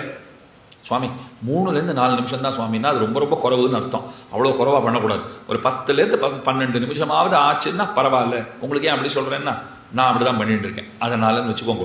நன்னா பண்ணால் அரை மணி காலம் நிச்சயமாக பிடிக்கும். அப்படி பண்ண வேண்டும். காத்தால 4:30 மணிக்கு பண்ணணும், சூரியன் வருவதற்கு முன்பு. மத்தியானம் எப்போ பண்ணணும்னா நல்லா உச்சந்தலைக்கு மேலே ஒளிவிட்டு சூரியன் வெயில் அடிக்கிறார் பாருங்க, அப்போ பண்ண வேண்டும். அதை பண்ணிட்டு அதுக்கு முன்னே ஒரு ஸ்நானத்தை பண்ணிட்டு மாத்தியானிக்கத்தை முடிச்சுட்டு அப்புறம் தான் போய் சாப்பிடணும். சாயங்காலம் எப்போ பண்ணணும்? சூரியன் மறைவதற்கு முன்பாக பண்ண வேண்டும். ஒருத்தர் சொன்னார், இந்த சாயங்காலம் இருக்கிறத அப்படியே காத்தாலைக்கு மாற்றினுட்டா சூரியன் வந்தப்புறம் பண்ணுறது, அதை அப்படியே ராத்திரிக்கு போட்டுட்டா சூரியன் மறைஞ்சப்புறம் பண்ணுறது அப்படின்னு வச்சுக்கலாமான்னா அப்படிலாம் வச்சுக்கூடாது. காணாமல் கோணாமல் கண்டு விடுன்னா இதுலேருந்து என்ன தெரியறதுன்னு கேட்டேன். ஒருத்தர் வந்து சொன்னார், நாங்கள் எங்கேயும் வேலை வெட்டிக்கெல்லாம் போக முடியாதுன்னு தெரியறதுன்னார். ஏன்னா கார்த்தால பண்ணணும், அதுக்கப்புறம் மத்தியானம் உச்சந்தலைக்கு மேலே சூரியன் இருக்கு பண்ணணும், சாயங்காலம் அவர் மறையறதுக்குள்ள பண்ணணும்னா எப்படி முடியும்? அப்போ இன்னைக்கு பல பேர் என்ன பண்ணுறாங்கன்னா சேர்த்து பண்ணுகைன்னு உண்டு. 3 வேளையும் சேர்த்தெல்லாம் பண்ண மாட்டா, 2 வேளையும் சேர்த்து பண்ணிடுவா. கார்த்தால காலை சந்தியாவந்தனத்தையும் மதியம் பண்ண வேண்டிய மாத்தியானிக்கத்தையும் சேர்த்து பண்ணிடுவா. இப்போ இன்னொரு விஷயம் உங்களுக்கு சொல்கிறேன். இதில் பிராயஷ்சித்த அர்க்கியம்னு ஒன்று உண்டு. இப்போ 3 அர்க்கியம் விடணும். கார்த்தால, மத்தியானம்னா 2, சாயங்காலம்னா திரும்பவும் 3. அதை காலத்துக்கு செய்ய வேண்டும். இப்போ கார்த்தால வேளையில் ஒரு 5:45, 5:50, 6 மணிக்குள்ளாக பண்ணிட்டேன் அப்படின்னு வச்சுக்கோங்களேன், எக்ஸ்ட்ராவாக ஒரு அர்க்கியம் கொடுக்கணுங்கிற தேவை கிடையாது. 3 விட்டா போரும். மணி 6:15 6 சூரியனே வந்துட்டாருன்னா அப்போ நான் நினைக்கணுமா, நான் முன்னாடியே பண்ணியிருக்கணும், காலதாமதமாக பண்ணுறேன், இதுக்கு ஏதாவது பிராயஷ்சித்தம் இருக்கான்னா சாஸ்திரம் சொல்லித்து இன்னொரு எக்ஸ்ட்ரா அர்க்கியத்தை கொடுத்துடு அப்படின்னு சொல்லித்து அதுக்கு ஒரு சங்கல்பம் பண்ணிக்கணும். முதல்ல மூக்கை பிடிச்சி பிராணாயாமத்தை பண்ணிட்டு கைகளை இப்படி வைத்துக்கொண்டு இந்த மாதிரி நான் நேரம் தவறி செய்கிறேன், அந்த குற்றத்தை அந்த பிழையை பொறுப்பாயாக அதற்காக இன்னொரு அர்க்கியத்தை நான் கூடுதலாக கொடுக்கிறேன் அப்படின்னு கொடுக்கணும். இது கிட்டத்தட்ட ரெகுலர் பிராக்டிஸ்லயே அது வந்துடும். ஏன்னா டெய்லியே லேட்டா தானே பண்றோம். என்னைக்கோ ஒரு நாள் சாஸ்திரம் என்ன சொல்லிட்டு, என்றைக்காவது ஒரு நாள் நீ காலதாமதமாக செய்வாயாயின் ஒரு அர்க்கியத்தை நீ கூடுதலாக கொடு. இதை நம்ம ரொம்ப சாதுரியமா என்ன பண்ணிட்டோம்னா என்றைக்காவது ஒரு நாள்ன்றதை கட் பண்ணிட்டோம். நீ காலதாமதமாக செய்வாயே ஆகில் நீ ஒரு அர்க்கியத்தை கொடுத்துடு. கேள்வி ரொம்ப ஜாகிரதையா தான் கேட்பா. என்னைக்குமே பார்வதி கேட்டா பாருங்க, பரமசிவனாரை பார்த்து கேட்டா, கேனோபாயேன லகுனா விஷ்ணோர் நாம சஹஸ்ரகம் பட்யத்தே பண்டிதைர் நித்தியம் ஸ்ரோதுமிச்சாமியகம் பிரபோன்னு கேட்டா. தினந்தோறும் சஹஸ்ரநாமம் சொல்றவா, இந்த தினந்தோறுங்கிறத நாம் அப்புறம் கட் பண்ணிட்டோம். தினந்தோறும் சஹஸ்ரநாமம் சொல்றவா என்றைக்காவது அவர்களால் சொல்ல முடியலேன்னு சொன்னால் அதற்கு ஒரு லகுவான உபாயம் வழி இருக்கிறதா? அதுக்கு தான் ஸ்ரீராம ராம ராமே தீரமே ராமே மனோரமே சஹஸ்ரநாம தத்துல்யம் ராமநாம வரானனே. நாம் என்ன பண்ணிட்டோம், சஹஸ்ரநாமம் சொல்ல முடியலன்னா இந்த ஸ்ரீராம ராம ராமேத்தி சொன்னாலே போதுமானது. அது போதுமானதுங்கிறது வேற விஷயம், அதுல மாற்று கருத்து கிடையாது. சஹஸ்ரநாமத்தை விட ராமநாமம் உயர்ந்ததுங்கிறது 100க்கு 100 உண்மை. ஆனால் அங்க கேட்கப்பட்ட கேள்வி அப்படி அன்றுங்கிறதா இங்க விஷயம். பார்வதி கேட்டது அப்படி கிடையாது. தினந்தோறும் சொல்றவா சொல்ல முடியலன்னா என்ன வழி? நாம் என்ன முடிவு பண்ணிட்டோம், அதை சொல்ல முடியலன்னா இதை சொன்னாலே போதும் அப்படின்னு ஆரம்பிச்சுட்டோம். ஒரு நாள் ஸ்ரீராம ராம ராமேத்தி ஆச்சு, சஹஸ்ரநாமம் சொன்னதாவே ஒரு ஃபீலிங் நமக்கு. 2ஆம் நாளும் அதே ஸ்ரீராம ராம ராமேத்தி. அப்புறம் இவர் தொடர்ச்சியா என்ன பண்ணிட்டு இருக்காருன்னா அதைத்தான் சொல்லிட்டு இருக்காரு. பகவான் கிட்ட போய் கேட்டேன், நன்னா சொல்லிட்டு இருந்தார், இப்படி தப்பா புரிஞ்சுன்னு இப்படி சொல்றாரு, நீ ஏதாவது சொல்லக்கூடாதான்னா நான் ஏதாவது சொல்ல போய் இதை சொல்றதையும் நிறுத்திவிட்டா பரவாயில்ல, இதை மட்டுமாவது சொல்லிட்டு இருக்கட்டும், விடாத சொல்லிட்டு இருந்தா அதுவே பரவாயில்ல, இதை சொன்னாலும் பரவாயில்லைங்கிறார். அதனால நம்ம சௌகரியத்துக்கு நம்ம என்ன பண்ணிடுவோம்னா நேரம் தவறி செய்தால் பிராயஷ்சித்தார்க்கியம் ஒன்று கொடுக்க வேண்டும். அது ரெகுலர் பிராக்டிஸ்லயே வந்துட்டதுனால என்ன ஆயிடுதுன்னா, ஒரு நாள் நான் 4 மணிக்கு வீட்டை விட்டு கிளம்புறேன் வெளியில. இது நடந்திருக்கு. காட்டால சந்தியாவந்தனத்தை 4 மணிக்கு எழுந்துட்டதுனால பண்றேன். பண்ணும்போது இந்த ரெகுலர் பிராக்டிஸ்ல வந்துருது பாருங்க.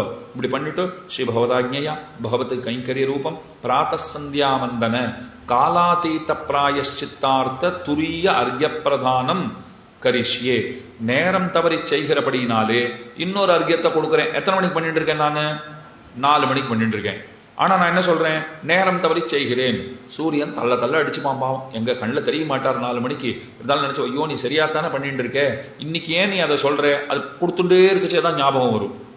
கையில சொம்புலேருந்து தீர்த்தத்தை எடுத்துட்டாச்சு, கொடுக்க போகிறேன், காயத்ரி மந்திரத்தை சொல்றி விடுறச்சேவே, நான் ஒன்றும் நேரம் தவறியே பண்ணலையே, சரியாத்தானே பண்ணிட்டு இருக்கேன், இது விடுறதை விட்டுடணும், விடுறது கூடாது அப்படின்னு விடுறேன்.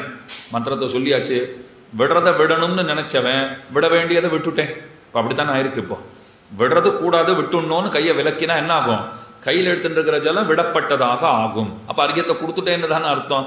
ஏன் அப்படி பண்ணேன்னா, அந்த உங்களுக்குன்னு கொடுக்கப்பட்டிருக்கிற போனா போகட்டும்னு ஒன்று சொன்னா, அந்த போனா போகட்டும்ங்கிறதையும் நான் விதியிலேயே சேர்த்து கொண்டு, கட்டளையிலேயே சேர்த்து கொண்டு அதையும் ரெகுலர் பிராக்டிஸ்ல கொண்டு வந்துட்டேன்னு அர்த்தம். அப்ப இப்படி செய்ய வேண்டும். கார்த்தால நட்சத்திரங்கள் காணப்படும் போதே செய்கை, மத்தியானம் உச்சந்தலைக்கு மேல சூரியன் இருக்கும் போது செய்திடுகை, சாயங்காலம் அவர் மறைவதற்கு முன்னதாக செய்திடுகை அப்படின்னு எல்லாம் சொல்லப்பட்டிருக்கு.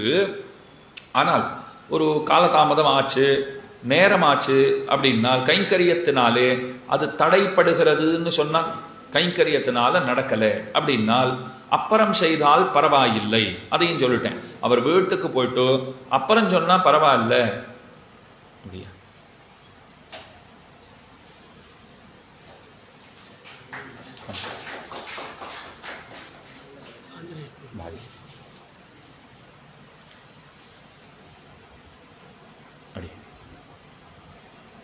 சந்தோஷம்.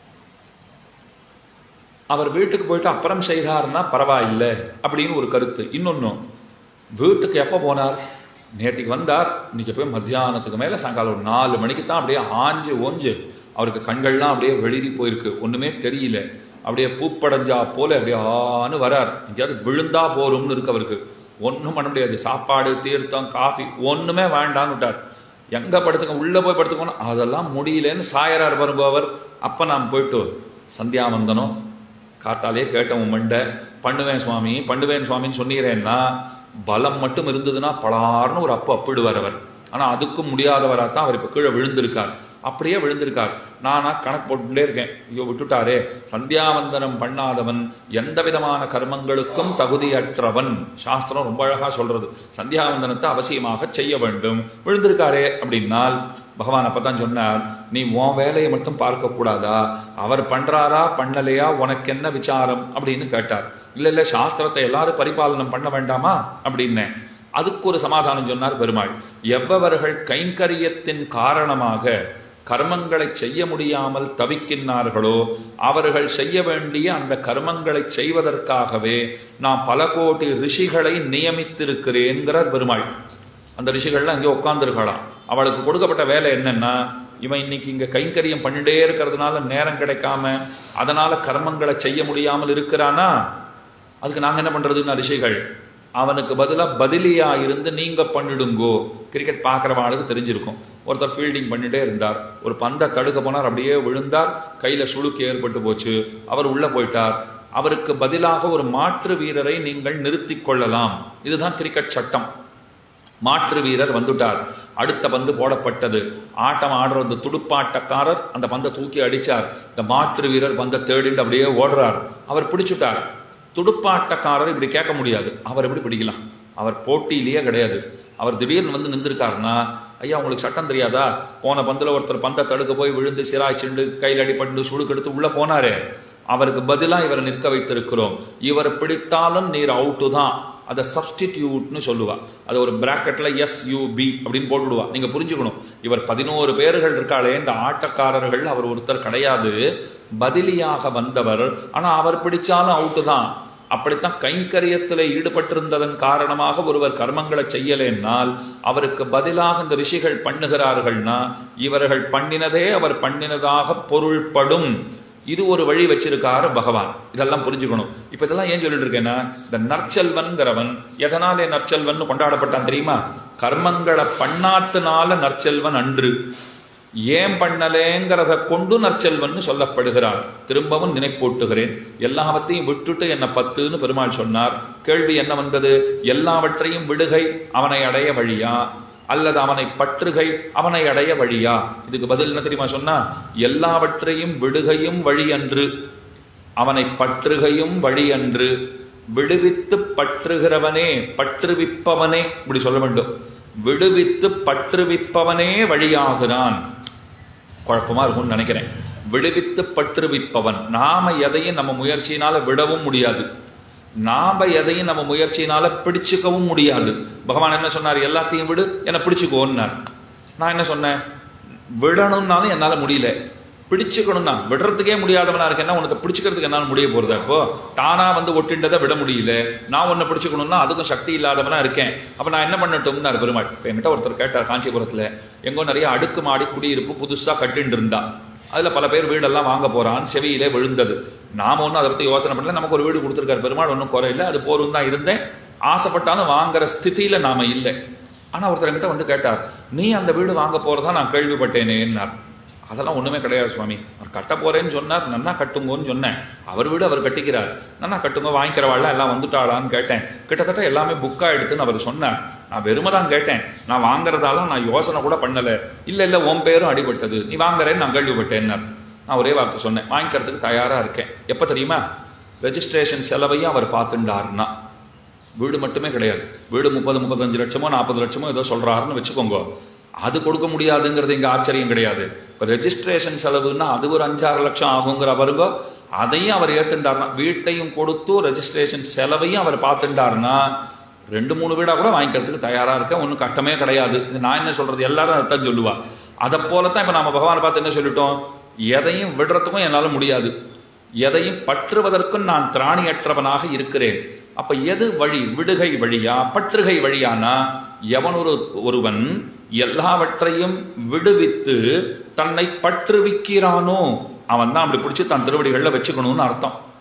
நம்ம கைகளை பிடிச்சு தன் திருவடிகளில் வச்சுண்டு அழுத்தி பிடிச்சிக்கோன்னு சொல்லி இவன் சரணாகதி செய்தான் அப்படி வேணும்னா நீ சொல்லிக்கோ. நாங்களா பண்ண போறவாளா எங்களுக்கு தெரியாது. அதனால பெருமான் இடத்துல இதைத்தான் பிரார்த்திக்கணும். விடுவித்து பத்துவிப்பவனாக நீ இருக்கிறாய், நீதான் வழியாக இருக்கிறாய்.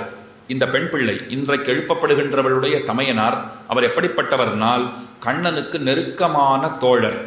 கண்ணன் யார் சொன்னாலும் கேட்க மாட்டேங்கிறார், எங்க போனாலும் வம்ப சம்பாதிச்சுட்டே வரார்.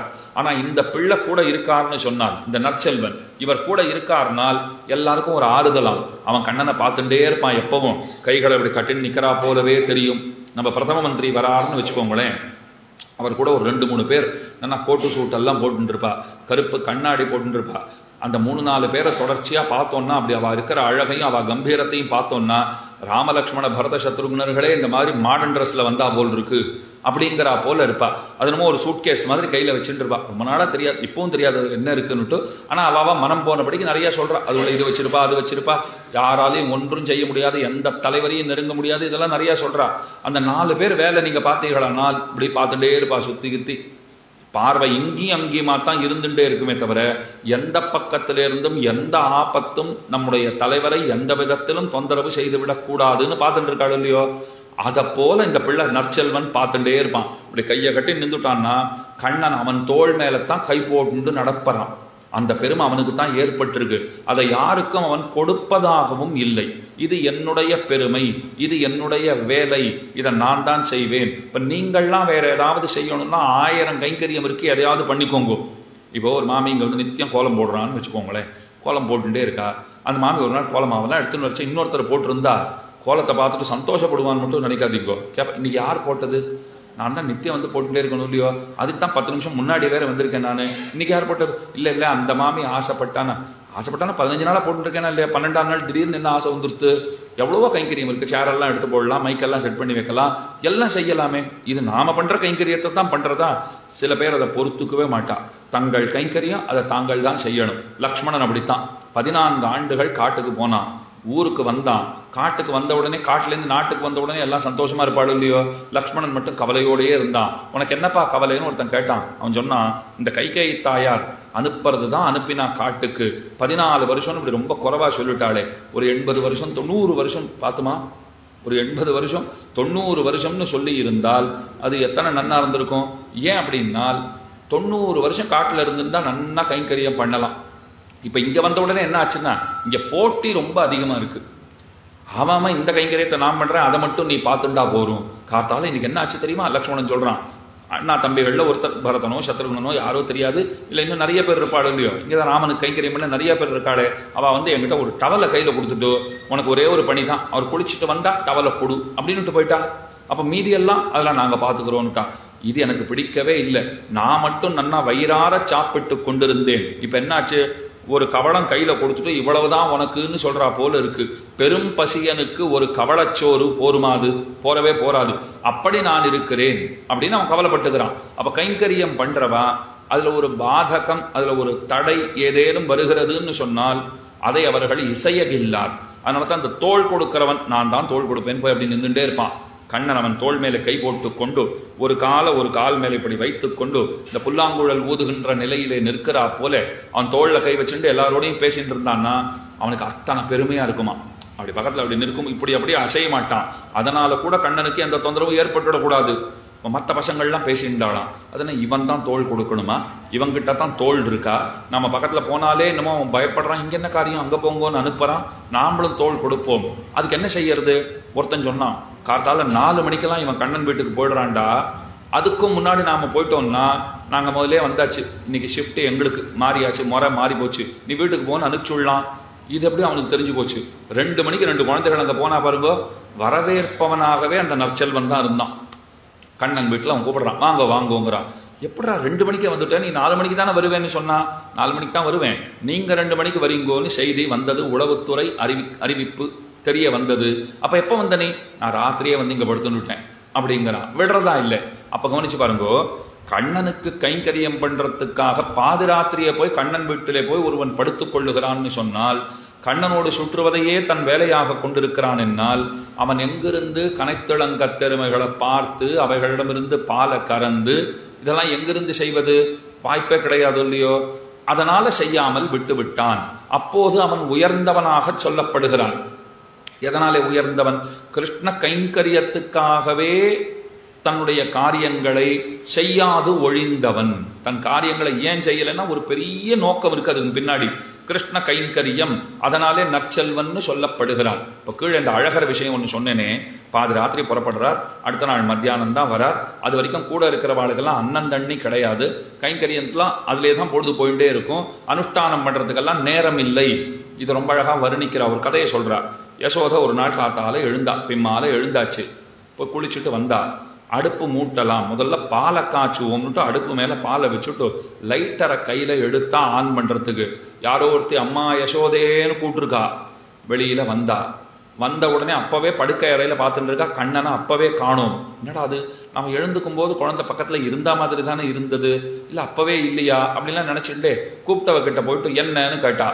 சொன்ன காலங்காத்தால உன் பிள்ளை ஒரு பாடுதான் படுத்திருக்கான் பாரு, வெண்ண பாத்திரம் எல்லாத்தையும் உடச்சி சுக்குநூறா ஆக்கி வச்சிருக்கான்.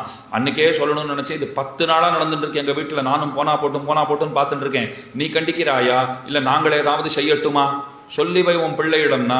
அவ பார்த்தா, ஐயோ காத்தாலே ஸ்டார்ட் ஆயிடுத்து இந்த மாதிரி, இது என்னன்னு தெரியலையே. சரி நான் விசாரிக்கிறேன், கவலைப்படாதீங்க, நீங்க போங்கோ. இதுக்கு மேல உங்க வீட்டுல எதுவும் நடந்து கொள்ளாமல், அவன் அந்த மாதிரி எந்த தீமைகளும் செய்யாமல் நான் பார்த்து கொள்ளுகிறேன் அப்படின்னுட்டு உள்ள போனா. திரும்ப லைட்டர் எடுக்கிறா. அம்மா யசோதேன்னு குரல், யாரோ ஒருத்தி வந்திருக்கா. அவளும் அதை போல புகார் வாசிக்கிறா. கடைசி வரைக்கும் பாலை காய்ச்சவே இல்லை. இந்த மாதிரி ஒரு 10-15 புகார் வந்த உடனே கோபமான கோபம், கண்கள்லாம் அப்படியே செவந்து போச்சு. இன்னைக்கு விட்டேனா பாரு அந்த பிள்ளையை அப்படின்னு சொல்லிட்டு நந்தகோபாலர் அவர் படுத்துட்டு இருக்கார். தோ வந்துடுறேன், நீங்க இங்கே இருங்கோ அப்படின்னு சொல்லிட்டு பாலை காய்ச்சி காஃபி போட்டு தரேன், முதல்ல போய் அவனை தரன்னு இழுத்துட்டு வரேன்னுட்டு போறா. வேகமாக போகிறாள். கஷ்டப்பட்டு எங்கோ போய் கண்ணனை பிடித்து விட்டாள். அழைத்து கொண்டு வர வேண்டும். காதை திருகிறா, முதுகலை நன்னா 4 கொடுத்தா, தரன்னு கையை பிடிச்சின்னு இழுத்துட்டு வரச்சே மணியை பார்த்தா 11:15. இதுக்கப்புறம் தான் வீட்டில் போய் சமைக்கணும்னு ஞாபகத்தில் வச்சுக்கோங்க. நேரம் அழைச்சின்னு வந்தா உரல்ல கட்டி போட்டா. இப்படி எப்படி நகர்ந்து பார்க்கிறார், அசைய முடியல கண்ணனால, எங்கு போக முடியாதுன்னு தெரிஞ்சு போச்சு. அப்படியே நிற்கிறார். அப்போ நந்தகோபர் கேட்கிறார், சமையலெல்லாம் அழுத்தா சாப்பிடலாமான்னார். இருங்க, இனிமே தான் ஆரம்பிக்கணும், நான் இப்பதான் வந்திருக்கேன். அப்பவே தேடின்னு போனீங்க. தேடின்னு போனா பிடிக்கிற மாதிரியா இருக்கான் உங்க பிள்ளை, காற்றில் கடியனா இருக்கான். கிட்ட போனா என்னமா நழுவி ஓடி போயிடுறான். பிடிச்சின்னு வரத்துக்குள்ள படாத பாடுபட்டிருக்கேன், இப்பதான் போய் ஆரம்பிக்க போறேன். அதுக்கப்புறம் தன்னுடைய வேலையெல்லாம் சட்டென செய்து விடுகிறாள். இன்னைக்கு கார்த்தால கூட நான் சொன்னேன், பெண்மணிகளுக்கு இருக்கிற பெரிய சாமர்த்தியம் என்னன்னா, சமையலறைக்குள்ள உங்களுக்கு ஒரு 3/4 மணி 1 மணி கால அவகாசம் கொடுத்துட்டா போதும். அது எத்தனை பேருக்கு என்ன செய்யணுமோ அதை ரொம்ப அழகா பண்ணிடுவீங்கன்னு வச்சுக்கோங்க. உடனே அன்னைக்கு யசோதை என்ன சொல்லிட்டா, ஒரு துவையல் அரைக்கிறேன், ஒரு மிளகு ரசம், ஸ்ரீராம் மிளகு ரசம் வைக்கிறேன், அப்பளம் சுட்டு தருகிறேன், போதுமானு கேட்டா. நந்தகோபர் சொல்லிட்டார், தேவாமிருதம்னுட்டார். அதுக்கு மேல என்ன பண்ணணும், சிம்பிளா இருந்தா போதும். மோர் சாதம் இருக்கோ இல்லையோ, ஐயோ நம்ம வீட்டுல மோர் காப்பஞ்சம் தயிர் காப்பஞ்சம் எல்லாம் நல்லா இருக்கு, ஊறுகாய் தொட்டு அதை சாப்பிட்டுருங்கோ, சரி ஆச்சு அப்படின்னு விட்டார். இங்க கவனிக்க வேண்டிய அம்சம் என்ன தெரியுமா, கண்ணன் வெளியில இருந்த போது யசோதையால எந்த வேலையும் செய்ய முடியல. அவன் பின்னாடி சுத்துறதுக்கே நேரம் சரியா இருந்தது. அதே அவனை பிடிச்சு கட்டி போட்டுட்டான்னு சொன்னா இப்ப நம்ம வேலையை நிம்மதியா பண்ணலாம்னு போனாலும் இல்லையோ. இப்ப அது அழகர் கோயிலா இருக்கட்டும், ஸ்ரீரங்கம் வைகுண்ட ஏகாதசி வந்தாச்சு, வைகுண்ட ஏகாதசி பெருவிழாவா இருக்கட்டும், பெரிய உற்சவம் எதுவாவது இருக்கட்டும், பெருமாள் வெள்ள வந்துட்டாருன்னு வச்சுக்கோங்க, யசோத நிலைமை தான் அங்க இருக்கிற கைங்கரிய பலர்களுக்கு. அவர் கூடவே பின்னாடியே ஓடிட்டு இருக்க வேண்டியதுதான். இங்க எப்படி யசோதையால சமைக்க முடியலையோ அதை போல அவர்களால் தங்கள் அனுஷ்டானங்களை பண்ண முடியாது. எப்ப பண்ண முடியும், யசோத கண்ணனை பிடிச்சு இழுத்துன்னு வந்து உரல்ல கட்டி போட்ட உடனே தன் வேலையெல்லாம் பார்க்கிறாள் இல்லையோ. அதை போல உற்சவம் எல்லாம் முடிந்து கோயிலுக்குள்ளே வந்து கருவறைக்குள்ள பகவானை திரும்பவும் கொண்டு போய் உட்கார்த்தி வைத்து விட்டார்கள். கட்டி போட்டா போல அவரை வச்சுட்டான்னு சொன்னா அதுக்கப்புறம் அப்பாடா உற்சவம் நல்லபடியா முடிஞ்சுடுத்து.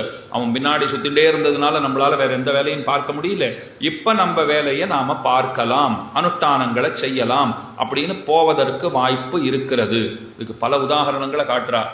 லக்ஷ்மணன் ராமனோடு கூட உடன் வனத்திற்கு சென்றான். ராமன் சீதையோடும் சென்றான்.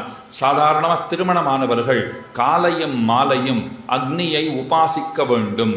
அக்னி சந்தானம் ஔபாசனம்னு சொல்லுவார்கள். இதை இன்னைக்கு ஸ்ராத்தம் பண்றப்ப கண்டிப்பா பண்றோம். அது கூட பல பேர் சங்கல்பம்னு மாத்தின்னு விட்டா, அதனால ஹோமம் பண்றது இல்லைன்னு வச்சுக்கோங்க. நியாயமா பண்ணணும். பார்வணம்னு சொல்லுவா. ஒரு ஹோமம் பண்ணி அந்த ஹோமத்துல முதல்ல ஒரு 30 நிமிஷத்துல இருந்து 40 நிமிஷம் என்ன தெரியுமா, அது தினப்படி பண்ண வேண்டிய ஹோமம். அது பல பேருக்கு தெரியவே தெரியாது. அவன் என்ன நினைச்சிட்டு இருப்பா, அதையும் சேர்த்து ஸ்ராத்தத்தில் சொல்லப்பட்டிருக்கு போல் இருக்கு. ஒருவேளை நீங்க தினப்படி பண்றவாளா இருந்து உங்களுக்கே பண்ண தெரியும்னா, பாத்தியார் சுவாமி வந்தார், ஆரம்பிக்கலாமான்னார். அப்ப இவர் சொன்னார், உபாசனத்தை நானே முடிச்சுட்டேன். ரொம்ப நல்லதா போச்சு. அப்படின்னா 1 மணி நேரம் வேலை தாங்கிறார்.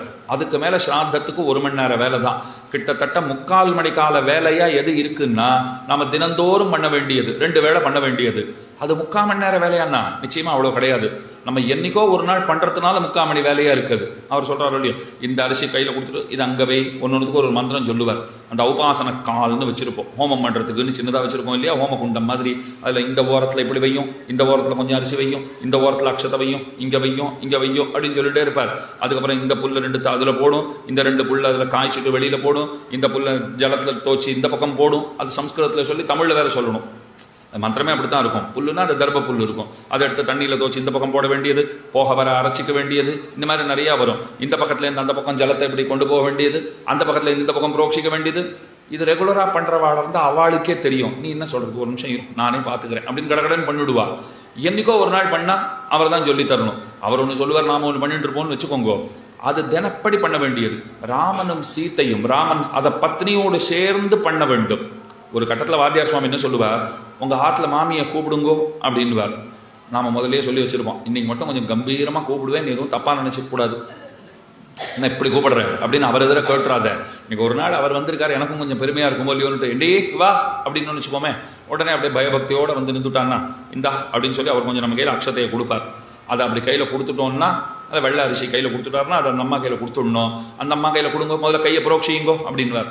புரோக்ஷிச்சாச்சா, இதை கையில கொடுங்கோ, அம்மா அதை 2 ஆக்கிக்கோங்கோ, இவர் கையில ஒரு பாதியை கொடுங்கோ, அந்த பாதியை இப்படி சேர்க்கறது இப்படி சேர்க்கறது இதெல்லாம் வேற இருக்கு. திருப்பி அந்த பாதியை கொடுங்கோ, அதையும் வாங்கிக்கணும். அந்த நீங்க சேவிச்சுட்டு போலாமா அப்படின்னு ஒரு வாத்தியார். உடனே அப்போ நம்ம இன்னொரு தடவை கம்பீரத்தை காண்பிச்சுக்கணுமே, நீ சேவிச்சுட்டு போலாண்டி அப்படின்னு வச்சுக்கோங்க, சேவிச்சுட்டு போயிட்டே இருப்பா. இது தினப்படி 2 வேளை பண்ண வேண்டியது. இதை ராமன் சீத்தையோடு கூட அனுட்டிக்கிறார். இது சொல்லப்பட்டிருக்கிறது. நல்லா கேட்டுக்கோங்க, வனத்திலும் கூட இந்த அனுஷ்டானத்தை ராமன் சீத்தையோடு கூட சேர்ந்து அனுட்டிக்கிறான். அதற்கு குறிப்புகள் காண கிடைக்கின்றன. லக்ஷ்மணனும் கல்யாணம் ஆனவன் தானே, நல்லா கவனிச்சுக்கோங்க.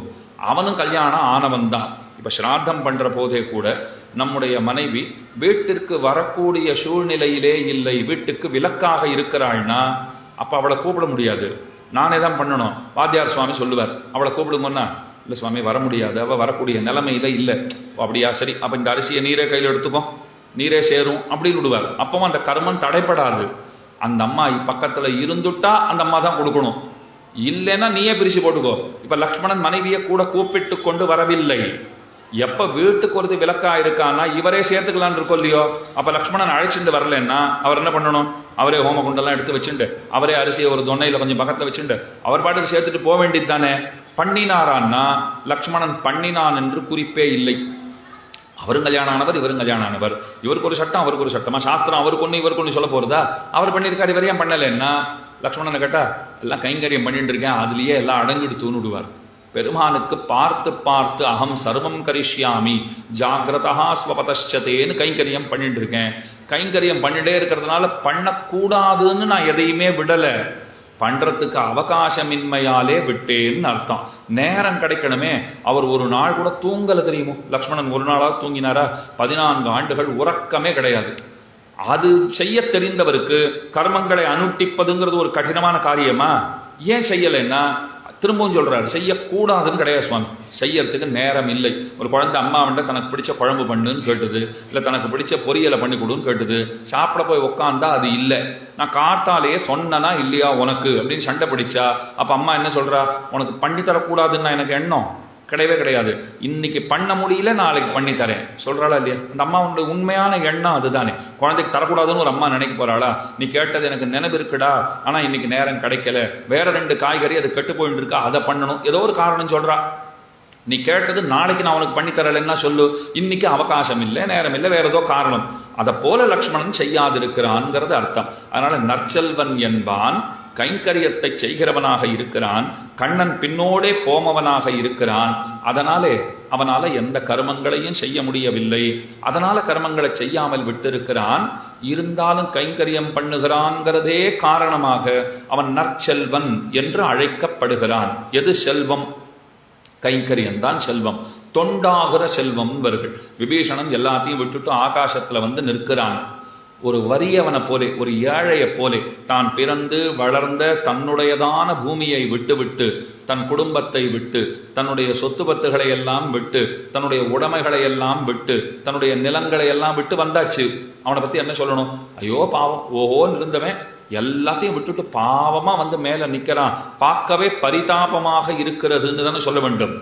ஒருத்தர் வீடு ஜப்தி ஆயிடுத்து, பாவம், இல்லை வங்கியில ஏதோ ஜப்தி எல்லாம் பண்ணிவிட்டா, அவர் வாசல்ல பாவமா நிக்கிறார். அப்ப நான் பார்த்துட்டோம், என்ன செல்வந்தரே அப்படின்னா நல்லா இருக்குமா?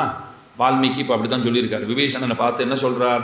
விபீஷணன் இருக்கானே, அந்தரிக்ஷகதா ஸ்ரீமான், ஆகாசத்துல நிக்கிறான், செல்வந்தனான விபீஷணன்னார்.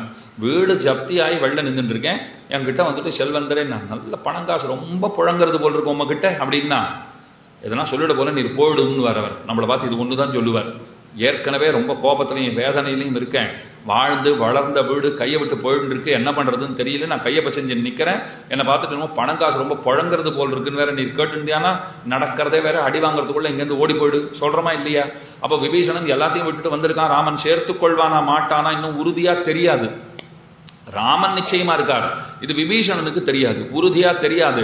அப்படி சேர்த்து கொள்ள மாட்டேன்னு சொன்னா என்ன முடிவெடுப்பது, அதை பத்தியும் ஒரு தெளிவில்லை அவனிடத்திலே. என்ன பண்ண போறோன்னே தெரியல, நின்றுட்டு இருக்கான். போதா குறைக்கு நான் வேற செல்வ விபீடனா அப்படின்னு கூட்டேன்னா என்னப்பா சொல்லிட்டு இருக்கே? அப்ப நான் சொன்னேன், ஐயோ நிஜமாவே நீதான் செல்வந்தன், எல்லாத்தையும் விட்டுட்டு ராமனிடத்திலே தான் வர வேண்டும் என்று உனக்கு தெரிந்திருக்கிறது பார், அந்த முடிவெடுத்தாயே, அதனாலேயே நீ செல்வந்தன். ராமனோடு இருப்பதுதான் நமக்கு நன்மைங்கிறது புரிந்து விட்டதென்னால் அதை விட ஒரு சிறந்த செல்வம்ங்கிறது மற்றொன்று கிடையாது. அதை போலத்தான் யானை கஜேந்திரனை முதலை கவ்விக்கொண்டது. 1000 தேவ வருஷங்கள் பெரிய சண்டை, 1000 ஆண்டுகள் சண்டை நடந்துட்டு இல்லையோ, அது என்ன கூப்பிட்டது?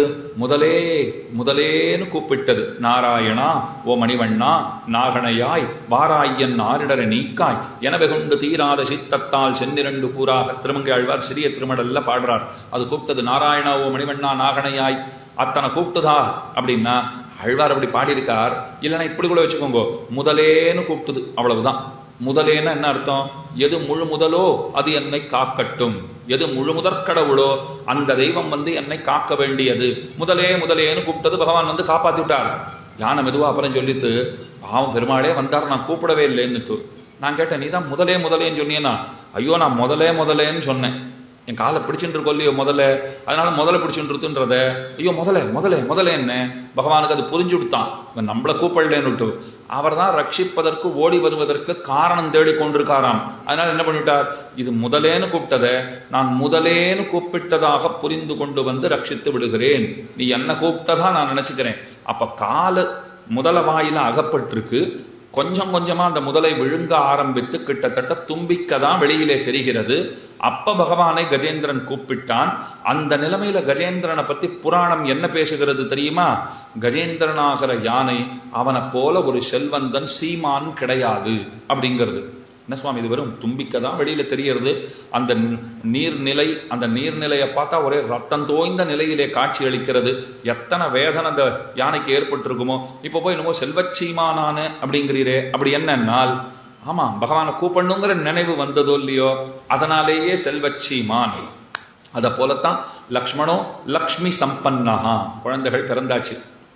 ராமன், பரதன், லக்ஷ்மணன், சத்ருகுணன் அப்படின்னு 4 குழந்தைகளும் பிறந்தார்கள். அந்த குழந்தைகளுக்கு பெயர் சூட்டுகைக்காக ஆச்சாரியர் வந்துட்டார், வசிஷ்டர் வந்துட்டார். குழந்தைகளுக்கு பெயர் சூட்டணும். ராமனை பார்த்தார். ராமனை பார்த்தாலே மனசுக்கு ரொம்ப பிடிச்சு போச்சான். மனதிற்கு இதமானவன், மனத்துக்கு இனியான் ராமன் அப்படின்னு பெயரை வச்சுட்டார். பார்த்த உடனே முடிவாயிடுச்சு. அவர் என்னென்னமோ பேர்லாம் யோசனை பண்ணி வந்துட்டு இருந்தார்.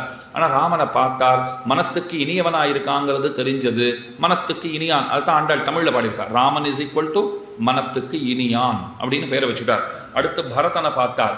பார்த்த உடனே தெரிஞ்சு போச்சு, ரொம்ப பொறுப்பாளியான குழந்தை, பழி சுமக்க போகிற குழந்தை, பாரம் சுமக்க போற குழந்தை. ராஜ்யபாரத்தை, தேவையில்லாத பழியை, இவை எல்லாவற்றையும் சுமக்கவிருப்பவனாக இருக்கிறபடியினாலே பரதன்கிற பெயர் சூட்டுகிறேன். பாரன் சுமப்பவன் பரதன், மனத்தை மயக்குபவன் இராமன். அடுத்தது போனார், துருதுருன்னு இருக்கிற லக்ஷ்மணன். அப்படியே தவிக்கிறான். அப்பவே எட்டி எட்டி ராமண்ணாவையே பார்த்துட்டு இருக்கு குழந்தை. அதுலயும் ஒரு வேடிக்கை நடந்தது. ராமன் தொட்டிலுக்கு பக்கத்துல பரதன் தொட்டில், பரதன் தொட்டிலுக்கு பக்கத்துல லக்ஷ்மணன் தொட்டில், லக்ஷ்மணன் தொட்டிலுக்கு பக்கத்துல சத்ருக்னன் தொட்டில். எல்லா குழந்தையும் அமைதியா இருக்கு. சத்ருக்னன் மட்டும், லக்ஷ்மணன் மட்டும் அழுதுண்டே இருந்தான். ஏன் அழறான், என்ன ஆச்சுன்னா, அப்ப சில பேர் சொன்னா, அவன் என்ன நினைக்கிறான் தெரியுமா, ராமண்ணா தொட்டிலுக்கு பக்கத்துல என் தொட்டில போடாமல் பரதன் தொட்டில யார் போட்டது, முதல்ல அதை தள்ளுங்கோ, என் தொட்டில போடுங்கோ அப்படின்னு சொல்றான் போல் இருக்கு. அதுக்கு தான் அழறான். சரி, தொட்டிலை மாற்றி பார்த்தார்கள். அழுகை நின்று விட்டது, அழவே இல்லை. ஆனாலும் கொஞ்சம் சிலு சிலுன்னு குழந்தை இந்த மழை விட்ட பின்பும் தூவானம் போல கொஞ்சம் அழுதுட்டு இருக்கு. அதுதான் இன்னும் ரொம்ப கொடுமையா இருக்கும். ஓன்னு அழுதா கூட தாங்கிட்டு விடலாம். இந்த சாரல் அடிக்கிறா போல, தூரல் போடுறா போல அழுதான்னு வச்சுக்கோங்க. ஒரு குழந்தை அழுதுட்டே இருந்தா, ஐயோ நையான் நையான் நையான் நையான்னு பண்ணிட்டு இருக்கான்னு விடுவா. அந்த மாதிரி இவன் அழுதுட்டே இருக்கான். இப்ப ஏன் அழறான்னா, அப்ப சொன்னா லக்ஷ்மணனுடைய மனநிலை உங்களுக்கு புரியல. தனித்தனியா தனக்கும் ராமண்ணாவுக்கும் எதுக்கு 2 தொட்டில்? அந்த தொட்டிலே பெருசா இருக்கும் இல்லையோ, பக்கத்திலேயே விட்டுடுங்கோ. லக்ஷ்மணனை தூக்கி அந்த தொட்டிலே விட்டார்கள். இந்த பிஞ்சு கரங்களை குவித்து கொண்டு கைகூப்பி கொண்டு பொக்கவா சிரிப்போட ராமனை பார்த்து கொண்டு அந்த குழந்தை அழுகையை நிறுத்திட்டு சிரிக்க தொடங்கியது. இதைத்தான் பால்யாத்து பிரபிருதி சுஸ்னிக்தஹான்னு சொல்லுவார்கள். பிறந்தது தொடக்கமாக பகவானுக்கு ஆட்பட்டிருக்கை. இந்த பெருமை லக்ஷ்மணனுக்கு உண்டு. அவனுக்கு என்ன பெயர் வைப்பதுன்னு பார்த்தார். இதையே அடையாளமாக கொண்டவன், கைங்கரியத்தையே, கைங்கரிய ஸ்ரீயை எவனொருவன் அடையாளமாக கொண்டிருக்கிறானோ அவனுக்கு லக்ஷ்மணன் அப்படின்னு பேர் வச்சுட்டார். அடுத்தது சத்ருக்னனுக்கு ஏன் சத்ருக்னன்னு பேருனால், நித்திய சத்ருக்களை வென்றவன், உட்புல நடக்கம் வெளிப்புல நடக்கம் இவைகளில் சிறந்தவனாக இருக்கிறபடியினாலே அவன் சத்ருக்னன்னு பெயர் பெற்றான். அப்ப அந்தரிக்ஷகதா ஸ்ரீமான் விபீஷணன், எல்லாத்தையும் விட்டுட்டு வானத்துல வந்து நிற்கிறவன் செல்வந்தனாக சொல்லப்பட்டான். முதல்ல கால கவ்வின்னு இருக்கு, உடம்பே முதல்ல வாய் உள்ள போயாச்சு, தும்பிக்கைதான் வெளியில இருக்கு. அப்ப ஆதி மூலமேன்னு கூப்பிட்டது. அப்ப என்ன சொல்லப்பட்டான் கஜேந்திர ஆழ்வான், சத்து நாகவரஹா ஸ்ரீமான், அந்த யானை ஸ்ரீமான் செல்வந்தன் அப்படின்னு சொல்லப்பட்டது. லக்ஷ்மணோ லக்ஷ்மி சம்பன்னஹா, லக்ஷ்மணனை பாருங்கோ, காட்டுக்கு போறதுக்கு மர உரி தரித்து கொண்டு ஜட்டாமுடி தரித்து கொண்டு கையில் என்னென்ன கடப்பாறை எடுத்துட்டான், ஒரு கலப்பை எடுத்துட்டான், காட்டுல என்னென்ன தேவைப்படுமோ அதெல்லாம் கையில் எடுத்துண்டு குழந்தை தயாரா நிற்கிறான் வனம் செல்வதற்காக. அப்ப வால்மீகி பகவான் என்ன தெரியுமா சொல்லிட்டார், லக்ஷ்மணோ லக்ஷ்மி சம்பன்னஹான், செல்வந்தனான லக்ஷ்மணன். நான் கேட்ட 5 நிமிஷம் முன்னாடி வரைக்கும் கூட கிரீடம் அணிந்து கொண்டிருந்தான், நல்ல உயர்ந்த ரக மாணிக்க மாலையெல்லாம் போட்டிருந்தான், ரத்ன மாலையெல்லாம் போட்டிருந்தான், பீதாம்பரம் தரித்திருந்தான். அப்பெல்லாம் சொல்லலை, எல்லாத்தையும் கழட்டி வச்சுட்டு மர உரி ஒரு காவி உடை தரித்து கொண்டு ஜட்டாமுடி போட்டுக்கொண்டு துளசி மாலையை கழுத்துல போட்டுண்டு, ஐயோ பாவமா குழந்தை நிக்கிறது, ஏதோ விவசாயத்துக்கு போறா போல நின்றுட்டு இருக்கு குழந்தை. இப்ப போய் அவனை செல்வந்தன்னு சொல்றீரேனால் ராமன் பின்னே செல்ல வேண்டும் என்று முடிவெடுத்தான் அல்லவா, அதுவே காரணமாக அவன் செல்வந்தன். அவனை காட்டிலும் சிறந்தவன் இன்னொருவன் அல்லன், நற்செல்வன் அவனே. அதனால இந்த பாட்டிலே நற்செல்வன் சொல்லப்படுகிறவர் கிருஷ்ண கைங்கரியத்திலே ஈடுபட்டிருக்கின்றபடியினாலே தம்முடைய வேலைகளை சரிவரச் செய்யாமல் அவர் விட்டுவிட்டார். அதனால் அவருக்கு ஒரு அவத்தியம், ஒரு தோஷம், ஒரு குறைங்கிறது ஏற்படாது. கைங்கரியமே பிரதானம்னு இருக்கிறதுனாலே அதனாலே நற்செல்வன் ஆகிறார். நற்செல்வன் தங்காய் பனித்தலை வீழனின் வாசற்கடபத்தை சினத்தினால் தென்னிலங்கை கோமானை செத்த மனத்துக்கினியானை பாடவும் நீ வாய் திறவாய். நாங்க என்னமோ வீட்டு வாசல்ல வந்து கண்ணன் பேரா சொல்லிட்டு இருக்கோம், நீ எழுந்து வராம இருக்கிறதுக்கு. இதனால ஒரு பெரிய போரே நாளைக்கு மூட போறது, நாளைய பாட்டிலே அது நாளைக்கு பார்க்கலாம். நாங்க என்ன கண்ணன் பேரா சொல்லிட்டு இருக்கோம், பெண்களுக்கு பிடித்தமான ராமன் பேரைத்தானே சொல்லிட்டு இருக்கோம். ஏன்னா ராமனை எந்த பெண்ணும் விரும்புவாள். காரணம், ஒரு பெண்ணிற்காக அவர் எடுத்திருக்கக்கூடிய முடிவுகள், அவர் எதிர்கொண்ட சவால்கள், 10 மாதம் காத்திருந்தாலும் வந்து அழைச்சிட்டு போனாரோ இல்லையோ. அதனால பெண்ணின் வருத்தம் அறிந்தவர், சேதுபந்தம் திருத்தினாய்னு பாடுறான் ஆண்டாள் தானே, அத்தனை பெரிய காரியம் பண்ணியிருக்கார். பெண்ணின் வருத்தம் அறிந்தவன். அப்ப கண்ணன் கேட்டார் நானு அப்படின்னார். தர்மமரியா குறும்பன்னா ஆண்டாள், உனக்கு தர்மம்னா என்னன்னே தெரியாது அப்படின்னுட்டா. ராமன் மெய்யே பேசுபவன் நானு அப்படின்னார் கண்ணன். ஏலா பொய்கள் உரைப்பான், இதெல்லாம் ஆண்டாள் சூட்டுகிற பெயர். ஏலா பொய்கள் உரைப்பான். இப்ப நம்ம குழந்தைய கூட வீட்டுல பெருசா நான் கொஞ்சம் கொண்டாடிவிட்டேன்னு வச்சுக்கோங்க, சின்னது நானுன்னு கேட்கும். யாரும் அதை பத்தின பேச்சே அங்க கிடையாது. பெரிய குழந்தை ஏதாவது ஒரு வார்த்தை சொல்லிட்டோம்னா தானா வந்து அப்ப நானு அப்படின்னா நீ ரொம்ப ரொம்ப நல்ல பிள்ளைன்னு நம்ம சொல்லணும். அதை எதிர்பார்க்கறது. நீ பொல்லாது, உன்னை போல ஒரு பொல்லாத குழந்தை இல்லைன்னுட்டோம்னா முடிஞ்சோம் நாம, அவ்வளவுதான். அதை போல இப்ப ராமன் இங்க மனத்துக்கினியான்னுட்டா கண்ணன் வரார் நானுன்னார். நீ தர்மமரியா குறும்பன், ஏலா பொய்கள் உரைப்பவன். எப்பவும் பொய்யே பேசுறவன் எல்லாம் ஆண்டாளே பெயர் சூட்டி இருக்கிறாள். அப்ப மனத்துக்கினியானை பாடவும் நீ வாய் திறவாய், ராமனை பாடவும் அதை கேட்டுக்கொண்டிருந்து வாய் மூடி கிடப்பார்களோ, எழுந்து கொள்ள வேண்டாவோ? இனித்தான் எழுந்திராய் ஈதன்ன பேருறக்கம் அனைத்தில்லத்தாறு மறிந்து.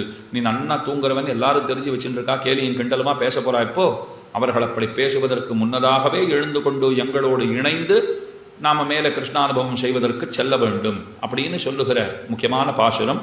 அப்ப இதனால தெரிய வந்தது, நேற்றைக்கு கர்மங்களை சரிவரச் செய்பவர், இன்னைக்கு கர்மங்களை விட்டவர், அவர் சிறந்தவரா இவர் சிறந்தவரான்னா, சிறப்புங்கிறது பகவானை நாம அண்டை கொண்டிருப்பது, அவரை அடிபணிவதுங்கிறது தான் சிறப்பு. நாம செய்வதோ செய்யாமல் இருப்பதோ இதெல்லாம் பகவானை பெற்றுத்தராது. பகவான் தான் தன்னை தருவிப்பவராக இருக்கிறார். அவரிடத்துல நம்பிக்கையோடு இருத்தல்ங்கிறது ரொம்ப முக்கியம். அப்படிங்கிற அந்த பேருண்மை இந்த பாசுரத்தாலே உணர்த்தப்படுகிறது. இந்த பாசுரத்தாலே விளைந்த கலகம் அது நாளைக்கு அதை கீர்த்திமூர்த்தி மகாவித்வான் காஞ்சி பிரதிமாதி பயங்கரன் சுவாமி ரொம்ப ஆச்சரியமா இதனால் அங்க என்ன கலகம் விளைஞ்சுதுங்கிறத நமக்கு ரொம்ப அழகாக எடுத்து சொல்லி இருக்கிறார். அதை நாளைக்கு இந்த கோஷ்டியிலே விண்ணப்பிக்கிறேன். இன்றைய பாசுரத்தை அனைவரும் சேர்ந்து அனுசந்திக்க வேண்டி அமைகிறேன். கனைத்தளம் கத்தெருமை கண்ணுக்கிறங்கி நினைத்து முலவழியே நின்று பால் சோரா நனைத்தெல்லம் சேராக்கும் நற்செல்வன் தங்காய் பனித்தலை வீழனின் வாசற்கடவத்தி சினத்தினால் தென்னிலங்கை கோமானை செத்த மனத்துக்கினியானை பாடவும் நீ வாய்த்திரவா இனித்தான் எழுந்திராய் இதன்ன பேருறக்கம் அனைத்தில்லத்தாறு மறிந்தேலோர் எம்பாவாய். ஸ்ரீமத்தியே விஷ்ணு சித்தாரிய மனோநந்தனஹேதவே நந்த நந்தன சுந்தரியை கோதாயை நித்யமங்கலம். ஸ்ரீமதே ரம்யஜாமா திருமுனீந்திராய மகாத்மனே ஸ்ரீரங்கவாசினே பூயாத் நித்யஸ்ரீர் நித்யமங்கலம்.